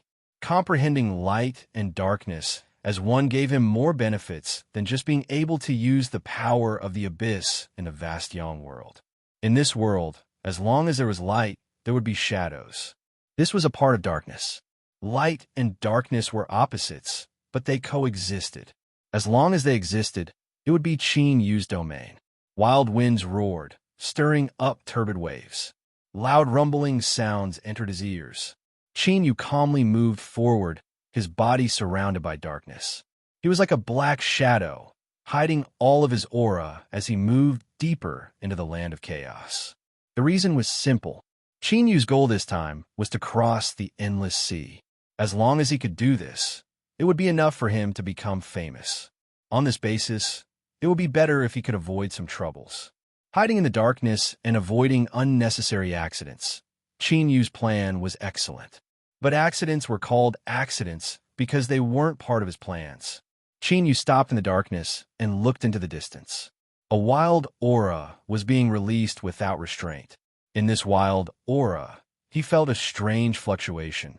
His expression became strange. A secret realm had opened.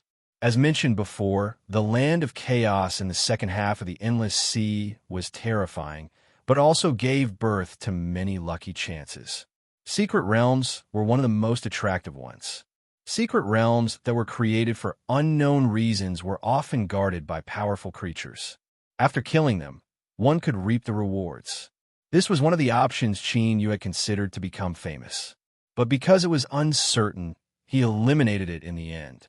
But now, it seemed Qin Yu's luck wasn't bad.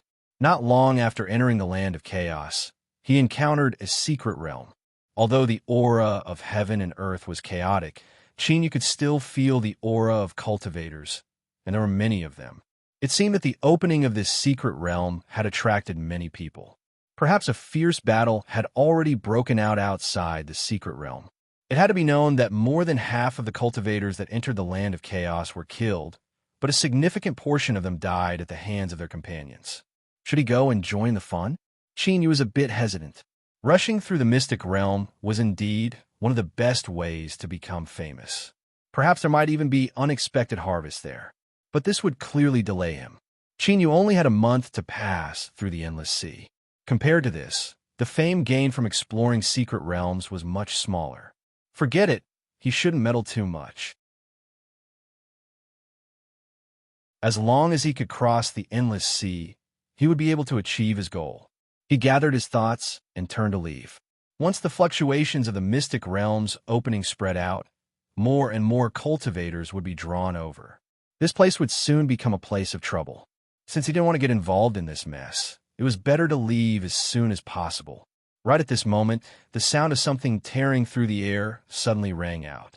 Two figures, one in front and one behind, tore through the wind and rushed over. The one running for her life was a woman. As she saw Qin Yu in the darkness, her eyes brightened and she rushed towards him without hesitation. "Save me, fellow Taoist." The one chasing him was also a woman. Her gaze was as cold as a knife. Qin Yu flashed backwards. He wasn't interested in blocking a saber for someone else, even if the fleeing woman had a somewhat beautiful appearance. She didn't think Qin Yu would react so quickly. He didn't even have the slightest bit of tenderness for the fairer sex. The woman running for her life rolled her eyes. As she felt the fierce aura of the crazy woman behind her, she couldn't help but feel fear. She flung her hand and threw a sphere at Qin Yu. Qin Yu frowned and was about to continue dodging when he suddenly stopped. Ha! He reached out a hand and grasped the sphere. In the world of his mind, the old turtle was extremely excited. That's right, it's the aura of a pure soul. Qin Yu's eyes flashed and his grip on the sphere tightened. The old turtle was the shadow of the abyss. After defecting, he could no longer obtain the recognition of the abyss. If he wanted to live, he had to constantly replenish his strength. This was the meaning behind the existence of the nightmare beast world. After entering the Vasyon world, how to allow the old turtle to survive for a long time had become a problem placed in front of Qin Yu.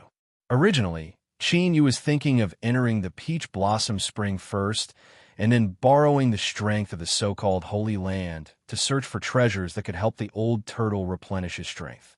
But he never imagined that he would have a harvest today. Although he didn't know exactly what mysteries the old turtle possessed, there was no doubt that the little blue lamp valued him. At this moment, Chinyu made his decision. He would rush into this mystic realm in front of him. The woman chasing him shouted out loud, "Give me the bead!" She lifted a hand and pointed at Chinyu. The air suddenly exploded, emitting an extremely sharp aura. Chinyu flicked his sleeves and space shook like a tide, instantly drowning out the sharp aura. The woman chasing him coughed as she was shaken away. She deeply looked at Chinyu and decisively turned to leave. In the blink of an eye, she vanished into the sea. As for the woman being chased, her reaction was even faster. She had long since vanished without a trace. These two little girls were quite smart. Otherwise, Chinyu wouldn't have minded letting them have a taste of what it was like to provoke him. He didn't want to waste any more time with them. He took several steps forwards, his figure piercing through the waves. The mystic realm was at the bottom of the sea. To be more precise, it was an independent space. The strength that came from the mystic realm pushed aside the wild seawater, forming an empty area. In normal circumstances, the higher the level of a mystic realm, the stronger the strength it released, and the larger the independent space it formed would be. Chinyu fell into the sea. Looking at the mystic realm in front of him, he was able to roughly judge the range of this mystic realm. It wasn't particularly large. At most, it was a medium-level mystic realm. This was a bit strange. A mystic realm that could produce beads that could supplement the old turtle's strength was actually only a medium-level mystic realm. Chinyu's eyes flashed with puzzlement. But since he had come here, he would find out the answer sooner or later. As he expected, there were already many cultivators gathered outside the mystic realm. Feeling the residual fluctuations in the seawater, it was clear that they had already begun fighting. Chinyu soon found a reason why everyone was fighting each other before the mystic realm had fully opened. In the area in front of him, there was an incomparably massive black stone. There was a crack on the surface of this black stone that constantly spewed out light. It was clear that this black stone was the carrier of this mystic realm. With a whistling sound, a sphere shot out from the crack. It passed through the empty area and shot out from the mystic realm. Bang! A struggle instantly erupted. Over a dozen cultivators began fighting. Chinyu hesitated for a moment and didn't join the fray. This was because the old turtle had told him that the sphere was only stained with a bit of its aura. The true treasure was still within the mystic realm. Several unfriendly eyes fell on Chinyu, but that was all. Before the mystic realm had fully opened, no one was willing to start a fight. The struggle for the bead soon came to an end. The cultivator who succeeded paled. He tightly grasped the bead in his hand. It was clear he had paid a price. As for the other competing cultivators, although they all had unfriendly expressions, they restrained themselves. Chinyu's eyes flashed. It seemed that the two women who had been chasing and running had a grudge between them, and it wasn't just for the bead. This thought flashed for a moment before disappearing. No matter what the truth was, it had nothing to do with Chinyu, and he didn't care about it at all. Chinyu's eyes fell on the crack in the black stone and the light that constantly spewed out. He narrowed his eyes. He wanted the treasures within this mystic realm. An hour later, there were many more cultivators gathered in the mystic realm than before. One of them looked at Chinyu for a brief moment. It was him.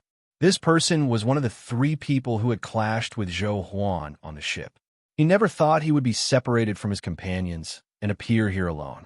But this time, Chinyu wasn't in the mood to care about him. This was because the crack in the black stone grew larger and larger. The mystic realm was about to open. Bang! Suddenly, a deep rumbling sound came from the black stone. The empty space formed by the seawater suddenly stabilized. This meant that the mystic realm had opened. Let's go. The treasure is ours. If anyone dares to compete for it, we will kill them. Without any hesitation, everyone charged into the empty space. But after entering the empty space, they discovered that they still couldn't pass through the crack and enter the mystic realm within the black stone. How hateful! This is the selection mystic realm. A cultivator roared. The land of chaos was famed for its chaos. The mystic realms it produced were also incredibly chaotic, with all sorts of things existing. The so-called selection mystic realm was one of the more disgusting ones. Once it opened, it would allow cultivators to enter and open up a space. But this didn't mean that they could smoothly enter the mystic realm. On the contrary, the true test had only just begun. The selection mystic realm only allowed a limited number of cultivators to enter. If the number of cultivators was exceeded, the entrance to the mystic realm would be sealed. If it was forcefully opened, the mystic realm would self-destruct and no one would obtain any benefits. Scram! With a roar, a cultivator attacked. He punched a person beside him and sent them flying away. This empty space was the selection area. When a number of people decreased enough to satisfy the mystic realm's opening quota, it would open on its own and pull those chosen into the mystic realm. Then, the mystic realm would hide itself, and the cultivators that were excluded would lose all chances. Competition won from the start. The competition entered a white-hot stage. Besides the companions that were with them, everyone else was an enemy. It was because of this that most cultivators that entered the land of chaos chose to travel with their companions. Besides those that were extremely confident in themselves, or those that didn't know the immensity of the heavens and earth, it was rare for them to travel alone. This was also the reason why Yunche had asked Qin Yu to stay, and why Zhou Huan had ridiculed him. Qin Yu didn't enter. There were too many people right now. It wouldn't be too late to wait until a batch was eliminated before making a move. In short, he had to obtain the treasures in this mystic realm. The people in front of him were fighting each other to the death. They spat out blood and screamed in pain. In Qin Yu's eyes, this was meaningless. This was because the result had been decided the moment he saw the bead. Arrogant? In Qin Yu's eyes, this couldn't be considered arrogant at all. With the strength of these cultivators, they simply didn't have the qualifications to contend with him. However, it was still necessary to be cautious. No one knew whether or not the other side was hiding some sort of powerful trump card. Qin Yu wasn't the only one waiting. After all, the later he entered the stage, the more strength he could preserve. Everyone understood the logic of waiting to reap the benefits of others. Red Feather was also one of them. As soon as he arrived, he discovered Qin Yu and immediately frowned. In fact, Red Feather couldn't explain why he always felt a restlessness in his heart whenever he faced Qin Yu. It was because of this that when he was on the ship, he joined forces with his companions to stop the tyrannical Scarlet Flame. His instincts told him that it was best not to be enemies with Qin Yu, but now, Qin Yu had appeared here, and the treasures in the mystic realm were Red Feather's mission. He had to obtain them no matter what. He took a deep breath. It seemed that a conflict was inevitable this time. Qin Yu suddenly looked up at Red Feather. His eyes were indifferent, without any fluctuations of emotion. But this gaze caused Red Feather to stiffen. An icy chill surged out from the depths of his heart, as if he would freeze over. Fear flooded his mind. In the next moment, in Red Feather's eyes, Qin Yu attacked. He stepped forwards and directly broke into the space outside the mystic realm. What welcomed him was swift and fierce attacks from 3 different directions. Entering the stage late could certainly preserve one's strength, but at the same time, he would become a target for the combined attacks of all the cultivators present. Bang! Dense darkness erupted in an instant, like sticky ink, filling the entire space in an instant. What is this? Break for me. Screw off. Angry roars echoed out from the darkness, accompanied by muffled bangs. Figures were sent flying backwards. Blood gushed out from their noses and mouths. Their eyes filled with fear as they stared into the darkness. Only by personally experiencing it would they know what had just happened. If it weren't for that person showing mercy, they would have already died. Although treasures were good, they also needed to be alive. The cultivators that escaped from death didn't dare to stay any longer. They quickly left.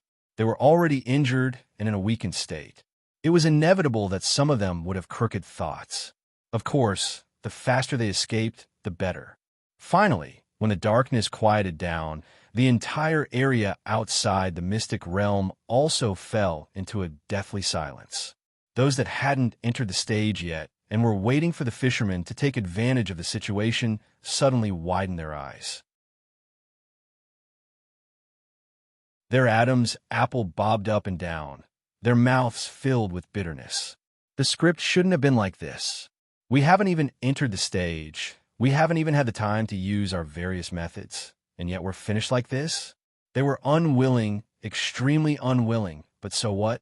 They had seen the fate of those people just now with their own eyes. Even if they were in their place, how good could their fates be? Red Feather gulped. He stared at the darkness in front of him, rejoicing that he had stopped Crimson Flame from attacking. As for the mission, that's right, the young master had ordered him to obtain something from this mystic realm at all costs. For this, he had even been given a powerful treasure. But now, Red Feather was certain that even if he used the treasure the young master had given him, the result wouldn't change. At all costs, cough cough, that didn't mean that he would make a fearless sacrifice. Simply put, Red Feather wasn't prepared to die. Today's events would surely spread out, and he believed that the young master would understand. He turned and left. A thought appeared in Red Feather's mind. This endless sea test had truly attracted a massive number of freaks. But who was Chinyu? He had never heard of such a terrifying dark strength before. He had to inform the young master as soon as possible so that he could prepare ahead of time. Pa! With a light sound, the space opened up by the mystic realm completely vanished along with the darkness. What vanished together with it was the black stone in front of everyone.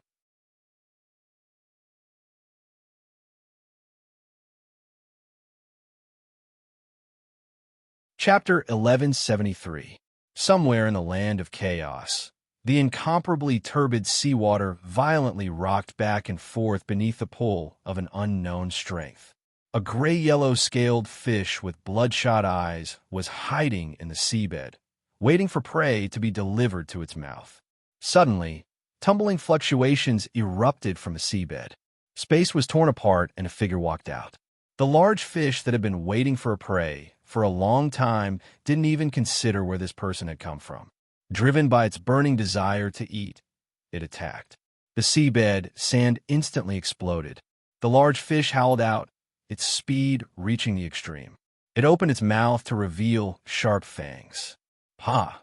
With a light sound, the large fish that was as straight as an arrow slumped to the ground. Its headless corpse was swept away by the seawater. In the end, it had become food for other hunters. Chinyu glanced at the corpse of the fish that had sneak attacked him. He stepped forwards, tearing through the seawater and soaring into the skies. Voila! The seawater shattered and his figure shot into the skies. His eyes swept around, and after careful comparison, he came to a conclusion. The place where he appeared was roughly the same as when he first entered the mystic realm. The only difference was a bit. But this wasn't important. What Chinyu wanted was to cross the endless sea. No matter which direction he entered, the result would be the same. It was just that this plan might have to change. He flipped his palm, and light flashed. A lotus flower appeared. At this time, this lotus flower was only the size of a palm. But it was still quite domineering as it blotted out the skies. In fact, in order to capture it, Chinyu had spent a great deal of effort. This was Chinyu's greatest harvest in the Black Stone Mystic Realm, and it was also what the old turtle was so excited to obtain. The sphere that flew out from the crack in the black stone could be seen as a lotus seed, but it wasn't its true seed. It was quite complex. Chinyu had to spend some time to understand, but there was no need to elaborate further. In short, the lotus flower contained a massive amount of strength that could supplement the old turtle's soul. But its greater use was that it was a key. By holding this lotus flower, one could obtain permission to enter a mystic realm deep within the land of chaos. This was information that automatically appeared in Chinyu's mind after he obtained the lotus flower. The old turtle had also determined that it was indeed something that had split off from something.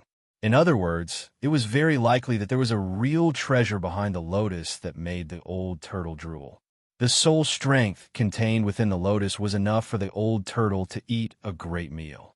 If he could obtain its main body, then he wouldn't need to worry about extending the life of the old turtle for a long period of time in the future. This was enough for Chinyu to change his initial thoughts. Moreover, if a selection mystic realm was used as the test, the level of the mystic realm would definitely be extremely high. If he could rush through it, he might be able to achieve his goal of becoming famous. Compared to crossing the endless sea, it would be much safer. With a thought, he put away the lotus flower. He had already made his decision. He took a step forward and headed in the direction of the lotus flower. In the end, plans couldn't keep up with changes. Once again, Chinyu used his own experience to prove the truth of these words. But in reality, if someone had an eye big enough to see the entire land of chaos, they would discover something very interesting. At the edge of the land of chaos, there were many cultivators heading in the same direction. Although they were taking different routes, their destination was the same. They were like a school of fish that had been baited. They were flocking together, but they didn't know what sort of fate awaited them. Perhaps there were some intelligent fish that had already sensed something was wrong. But the benefits in front of them were far too great. So great that they were willing to dive deep into danger, even though they knew it was dangerous. Of course, they had the mentality of being lucky. But what was more important was their confidence in their own strength. After all, a cultivator that could swallow the bait into their stomach was inevitably strong. Outside Dark Bright World, the darkness that filled the empty space between worlds was called the void boundary. It was impossible for normal life forms to survive in the void boundary. But this didn't mean that there were no dangers in the void boundary.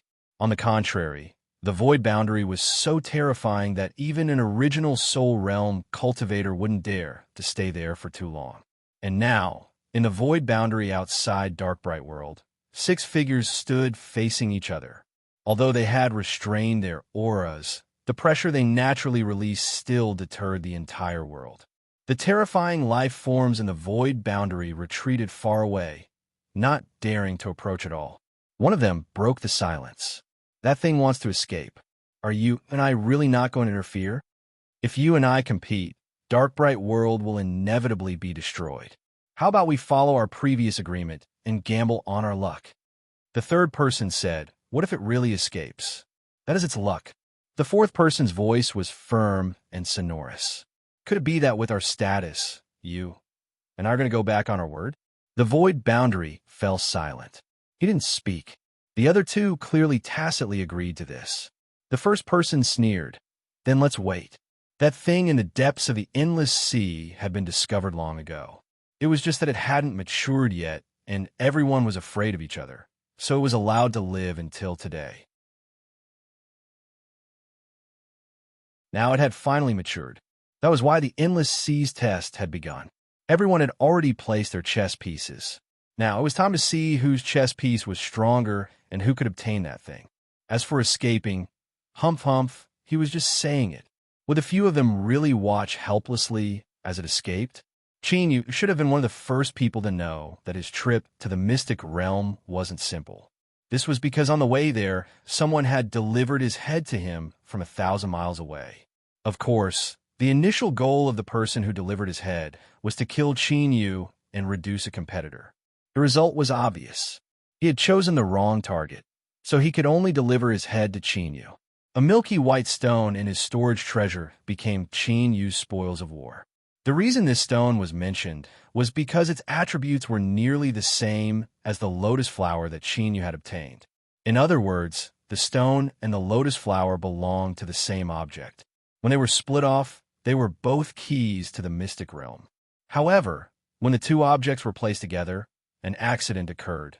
The lotus flower suddenly took root and swallowed the white stone. Or, it was more accurate to say that it completely plundered the soul strength contained in the white stone. Thus, the white stone turned to ash and the lotus flower shined with brilliant colors, becoming extremely dazzling. The old turtle wiped away the saliva in his mouth for a long time. He used all his strength to barely suppress the urge to swallow the lotus flower. The lotus flower could extend one's life, and the old turtle's fear of death was one of the best in the world. It was easy to imagine how difficult it was for him to suppress the desire to eat the lotus flower. This also showed how much the old turtle coveted the object that had split off the lotus flower and the white stone. For this, he could even suppress the urge to extend his own life. For a peak expert of the death-fearing world, this was an incredibly difficult and inconceivable task. "Master, you have to help me get it. You have to." Qin Yu ignored him. His eyes flashed, and his thoughts spun. The current situation was that there was an extremely high-level mystic realm in the depths of the Land of Chaos. An object in this mystic realm had split off into individual parts that contained its own power and scattered them outside, becoming the keys to enter the mystic realm.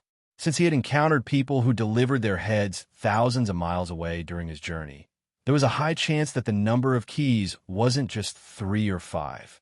The true number was probably astonishing. Now, there was a problem. How powerful would something that could split into so many keys be? What was its goal in doing this? Qin Yu took a deep breath and rubbed between his eyebrows.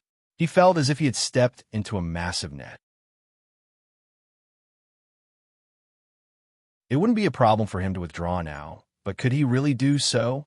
Disregarding the matter of extending the life of the old turtle, just the appearance of this mystic realm was likely to attract all the powerful cultivators in the Land of Chaos to gather here. The chances of him becoming famous here were far greater than crossing the endless sea. Whatever, he would take things one step at a time. As long as he was a bit more cautious with Qin Yu's current strength, it would be difficult for him to be killed. Of course, courting death was an exception. 5 days later, Qin Yu had already guessed that a massive number of cultivators would gather outside the mystic realm where the seeds were scattered.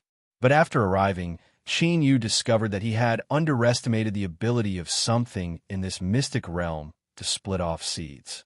There were a lot of people. At a glance, there were hundreds of them. Even if many of these cultivators came in teams, there should still be over 100 seeds that had been obtained. And now, there were people like Qin Yu who were constantly rushing over. It was hard to estimate the final number of seeds. If a cultivator dared to enter the Land of Chaos and risk their lives for a bright future, then at the very least they were smart enough to use their brains. What Qin Yu could think of, they could also think of. As they gathered in front of the mountain, their complexions weren't too good. Oh, I forgot to mention that according to Qin Yu's senses, what he finally found was this mountain in front of him. It broke through the sea and pointed towards the heavens.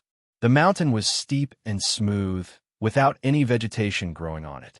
From afar, it looked like an incomparably massive stalactite that had been placed upside down in the sea.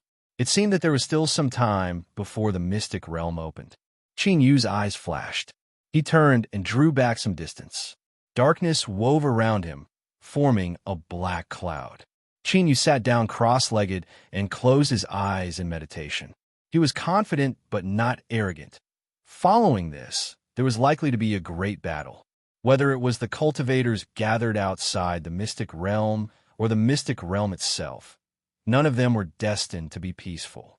Adjusting himself and maintaining his peak condition was certainly the best choice. As Qin Yu was meditating behind closed doors, Yun Shay and the others took action and rescued a woman from the jaws of a wild creature from the endless sea. This woman was enchanting and also had a way with words. It didn't take much effort for her to become a member of the group. From time to time, she would look up at Yin Shay, who was at the front of the group. Every time this happened, an unnatural expression would appear on his face. The corner of the woman's mouth curled up. Her expression was somewhat bashful. Her pair of watery eyes glanced at him even more. Master Yin looked at her big brother and then at the woman who had been rescued. Her lips parted slightly.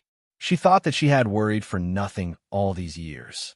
So her big brother's sexual orientation wasn't a problem. He liked women. Yun Shay angrily patted her head and scolded her in a low voice. "What are you thinking about all day long? Hurry up and be careful." Master Yin giggled, not angry at all. She thought that this blockhead of a brother of hers had finally blossomed after several hundred years. She had to grasp this chance and not miss it. She moved closer to the woman, and soon the two of them were holding hands. From time to time, they would whisper to each other, their smiles bright and beautiful. 2 days later, the woman who had been rescued handed something to Yun-Che. Her face was flushed red, and she said that she wanted to repay them for saving her life. Yun-Che declined several times without success. Looking at the woman's flushed face, he finally accepted the item. Soon, the group adjusted their direction and rushed deep into the land of chaos.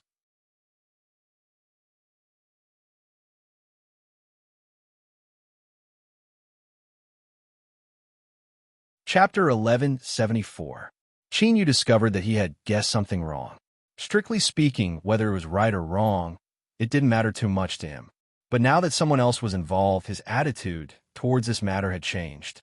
He thought about ignoring it, but after thinking about it again and again, he still couldn't remain calm.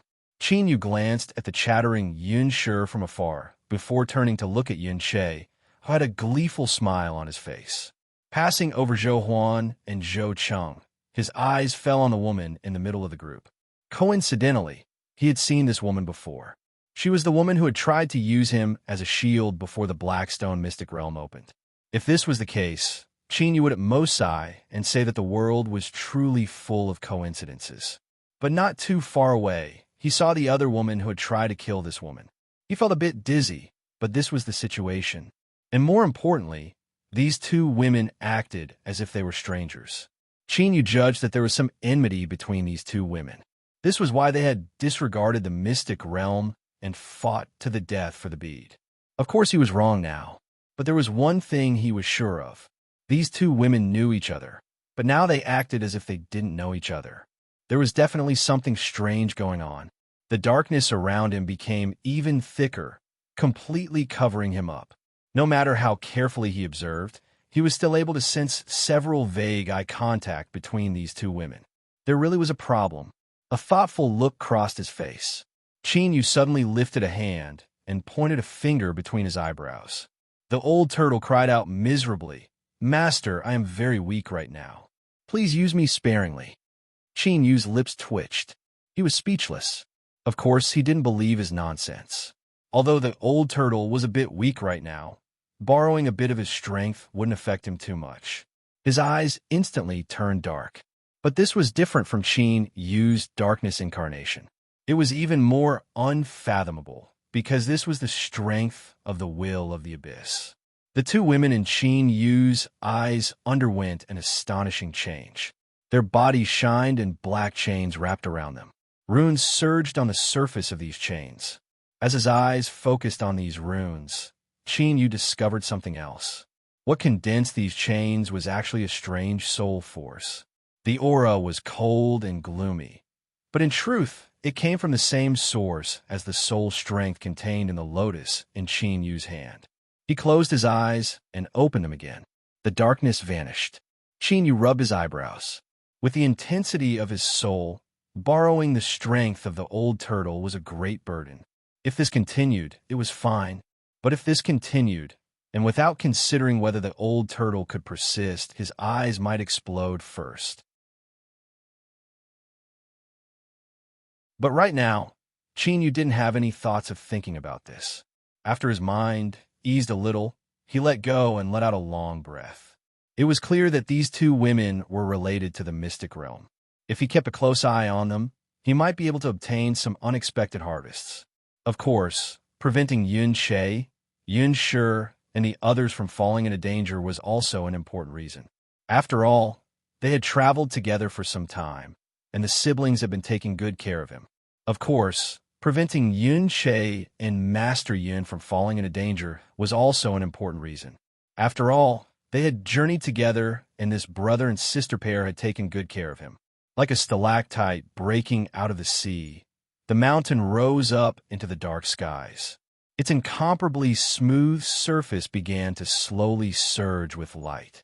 A faint milky white light exuded a sense of tranquility and comfort, completely at odds with the surrounding environment. But as this light appeared, the howling winds calmed down and the roaring waves gradually subsided. The restlessness in everyone's hearts also began to subside. Everyone's eyes gathered on the surface of the mountain. As they looked at the milky white light that appeared, their eyes blazed with heat. None of them lacked the ability to make basic judgments. The heartbeats in their chests suddenly sped up. Thump, thump, thump. They felt their mouths go dry. Treasure. A true treasure. This mystic realm in front of them must contain good fortune that far surpassed their imaginations. Rumble, rumble. The roar of the sea spread out from behind them. As if to confirm the speculations of the cultivators, the terrifying life forms that lived in the endless sea had appeared. Their goal was clearly to prevent everyone from entering the mystic realm. Roar, roar. Suppressed roars penetrated through the violently shaking seawater, drilling into everyone's ears and releasing a cruel, killing intent. This did not scare the crowd. Instead, the eyes of the cultivators lit up even more. If they were to conclude that there was a great lucky chance in this mystic realm just because of the light that appeared on the mountain, then they were even more certain now. Mystic realms in the land of chaos were guarded by powerful life forms. But before they even entered, they were attacked by sea beasts. Was there any need to doubt the high quality and value of this mystic realm? It seemed that the appearance of the milky white light was a sign that this mystic realm was about to open. Kill. We will enter this mystic realm no matter what. A mere sea beast dares to be so insolent? You are courting death. Without needing to be organized or urged, the cultivators gathered outside the mystic realm attacked without hesitation. Of course, even though they attacked, they still held back. It was impossible for them to erupt with their strongest strength. At the same time, they swept their eyes around to judge the strength of their competitors. Although they were all well aware that they were holding back, they could still roughly judge each other's depths. There were many sea beasts, far more than the cultivators gathered outside the mountain's mystic realm. But as mentioned before, those that had the qualifications to eat the bait and dare to take the risk to come here naturally weren't weak. It wouldn't even be an exaggeration to say that they were incomparably strong. Thus, this astonishing number of sea bees could only crazily rush over and offer up their heads. Blood gushed out, dyeing the sea red. Traces of scarlet seemed to be attracted to it, gathering around the mountain and being absorbed by it. The milky white light on the surface of the mountain shined even brighter. It absorbed blood and yet released a warm and gentle light that calmed one's mind. It was naturally incomparably strange. Many cultivators noticed this, but they didn't care. To be able to cultivate to this point, which one of them hadn't rushed through a storm of blood. They had long since grown accustomed to such strange and terrifying things. The blood of sea beasts can speed up the mystic realm's opening. Ha ha! Then let's kill to our heart's content. Kill them all. With endless blood, we will open the mystic realm. The speed of killing suddenly increased. It was true that he wanted to open the mystic realm ahead of time, but it was also to avoid attracting the truly terrifying creatures. After all, the land of chaos was a place where many original God realm experts had perished. No one dared to underestimate the dangers of this place. In the darkness, Chinyu didn't attack many times, but each strike was a sure kill. The cold aura of darkness froze the seawater into ice, forming a giant sphere of ice. Many eyes swept over the sphere of ice, and their pupils shrank, revealing fear. Thinking about it, Chinyu had already been recorded in the list of cultivators that couldn't be easily provoked. And this was precisely the effect Chinyu wanted. He didn't want to be targeted by others and attract unnecessary trouble. His gaze passed through the sphere of ice and fell on Yun Che, Master Yun, and the others. Because they had joined hands to kill the sea beasts, they had gradually joined up with another team. In particular, after both sides had helped each other several times, they smiled at each other and seemed to be on good terms. The woman who had chased after Chinyu was in this team. In other words, the two women who had chased after Chinyu not long ago had now gathered together. Suddenly, the shock waves erupted, giving rise to raging waves that roared and swept in all directions. The unending stream of sea beasts that didn't fear death seemed to feel some terrifying aura. They screamed and fled, disappearing without a trace in the blink of an eye. And the source of these shock waves was the mountain in front of them. The light was so rich that it illuminated the entire sky. The mystic realm was about to open. Just as this thought appeared in everyone's mind, there was a light cracking sound. A giant crack appeared on the smooth surface of the mountain. Thick rays of light gushed out, and an invisible strength was instantly released. This strength was extremely tyrannical. As it howled, it was like a giant hand slapping down. The cultivators that were close to the mountain paled. If they were hit head-on, the consequences wouldn't be much better than being smashed by the mountain. Fortunately, they didn't end up in a sorry state as they were sent flying. The moment the impact of the roaring power touched them, the various keys on their bodies released light at the same time, covering the cultivators with them. The shock wave instantly passed through them and continued to extend outwards, disappearing from sight in the blink of an eye.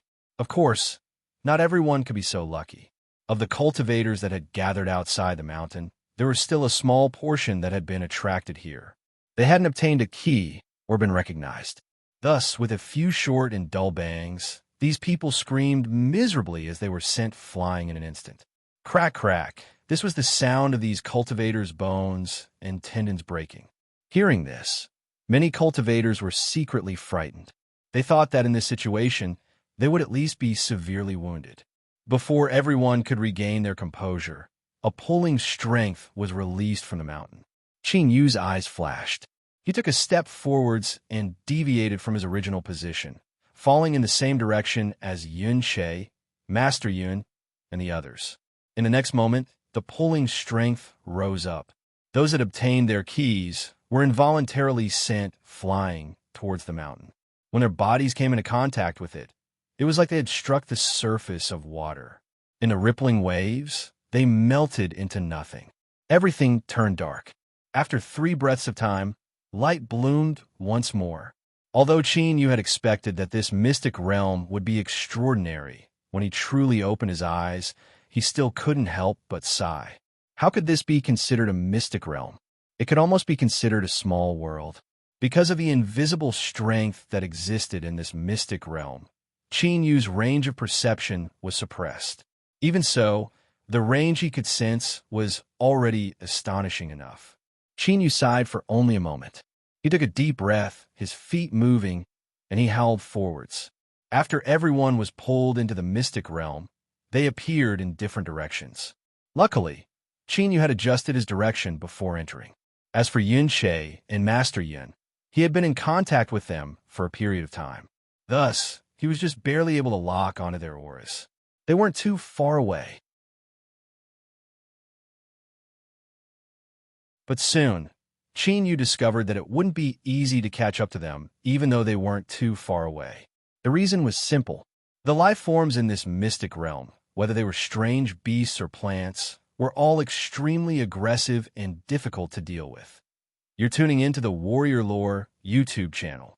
Don't forget to subscribe and join us on this journey to catch the most captivating stories.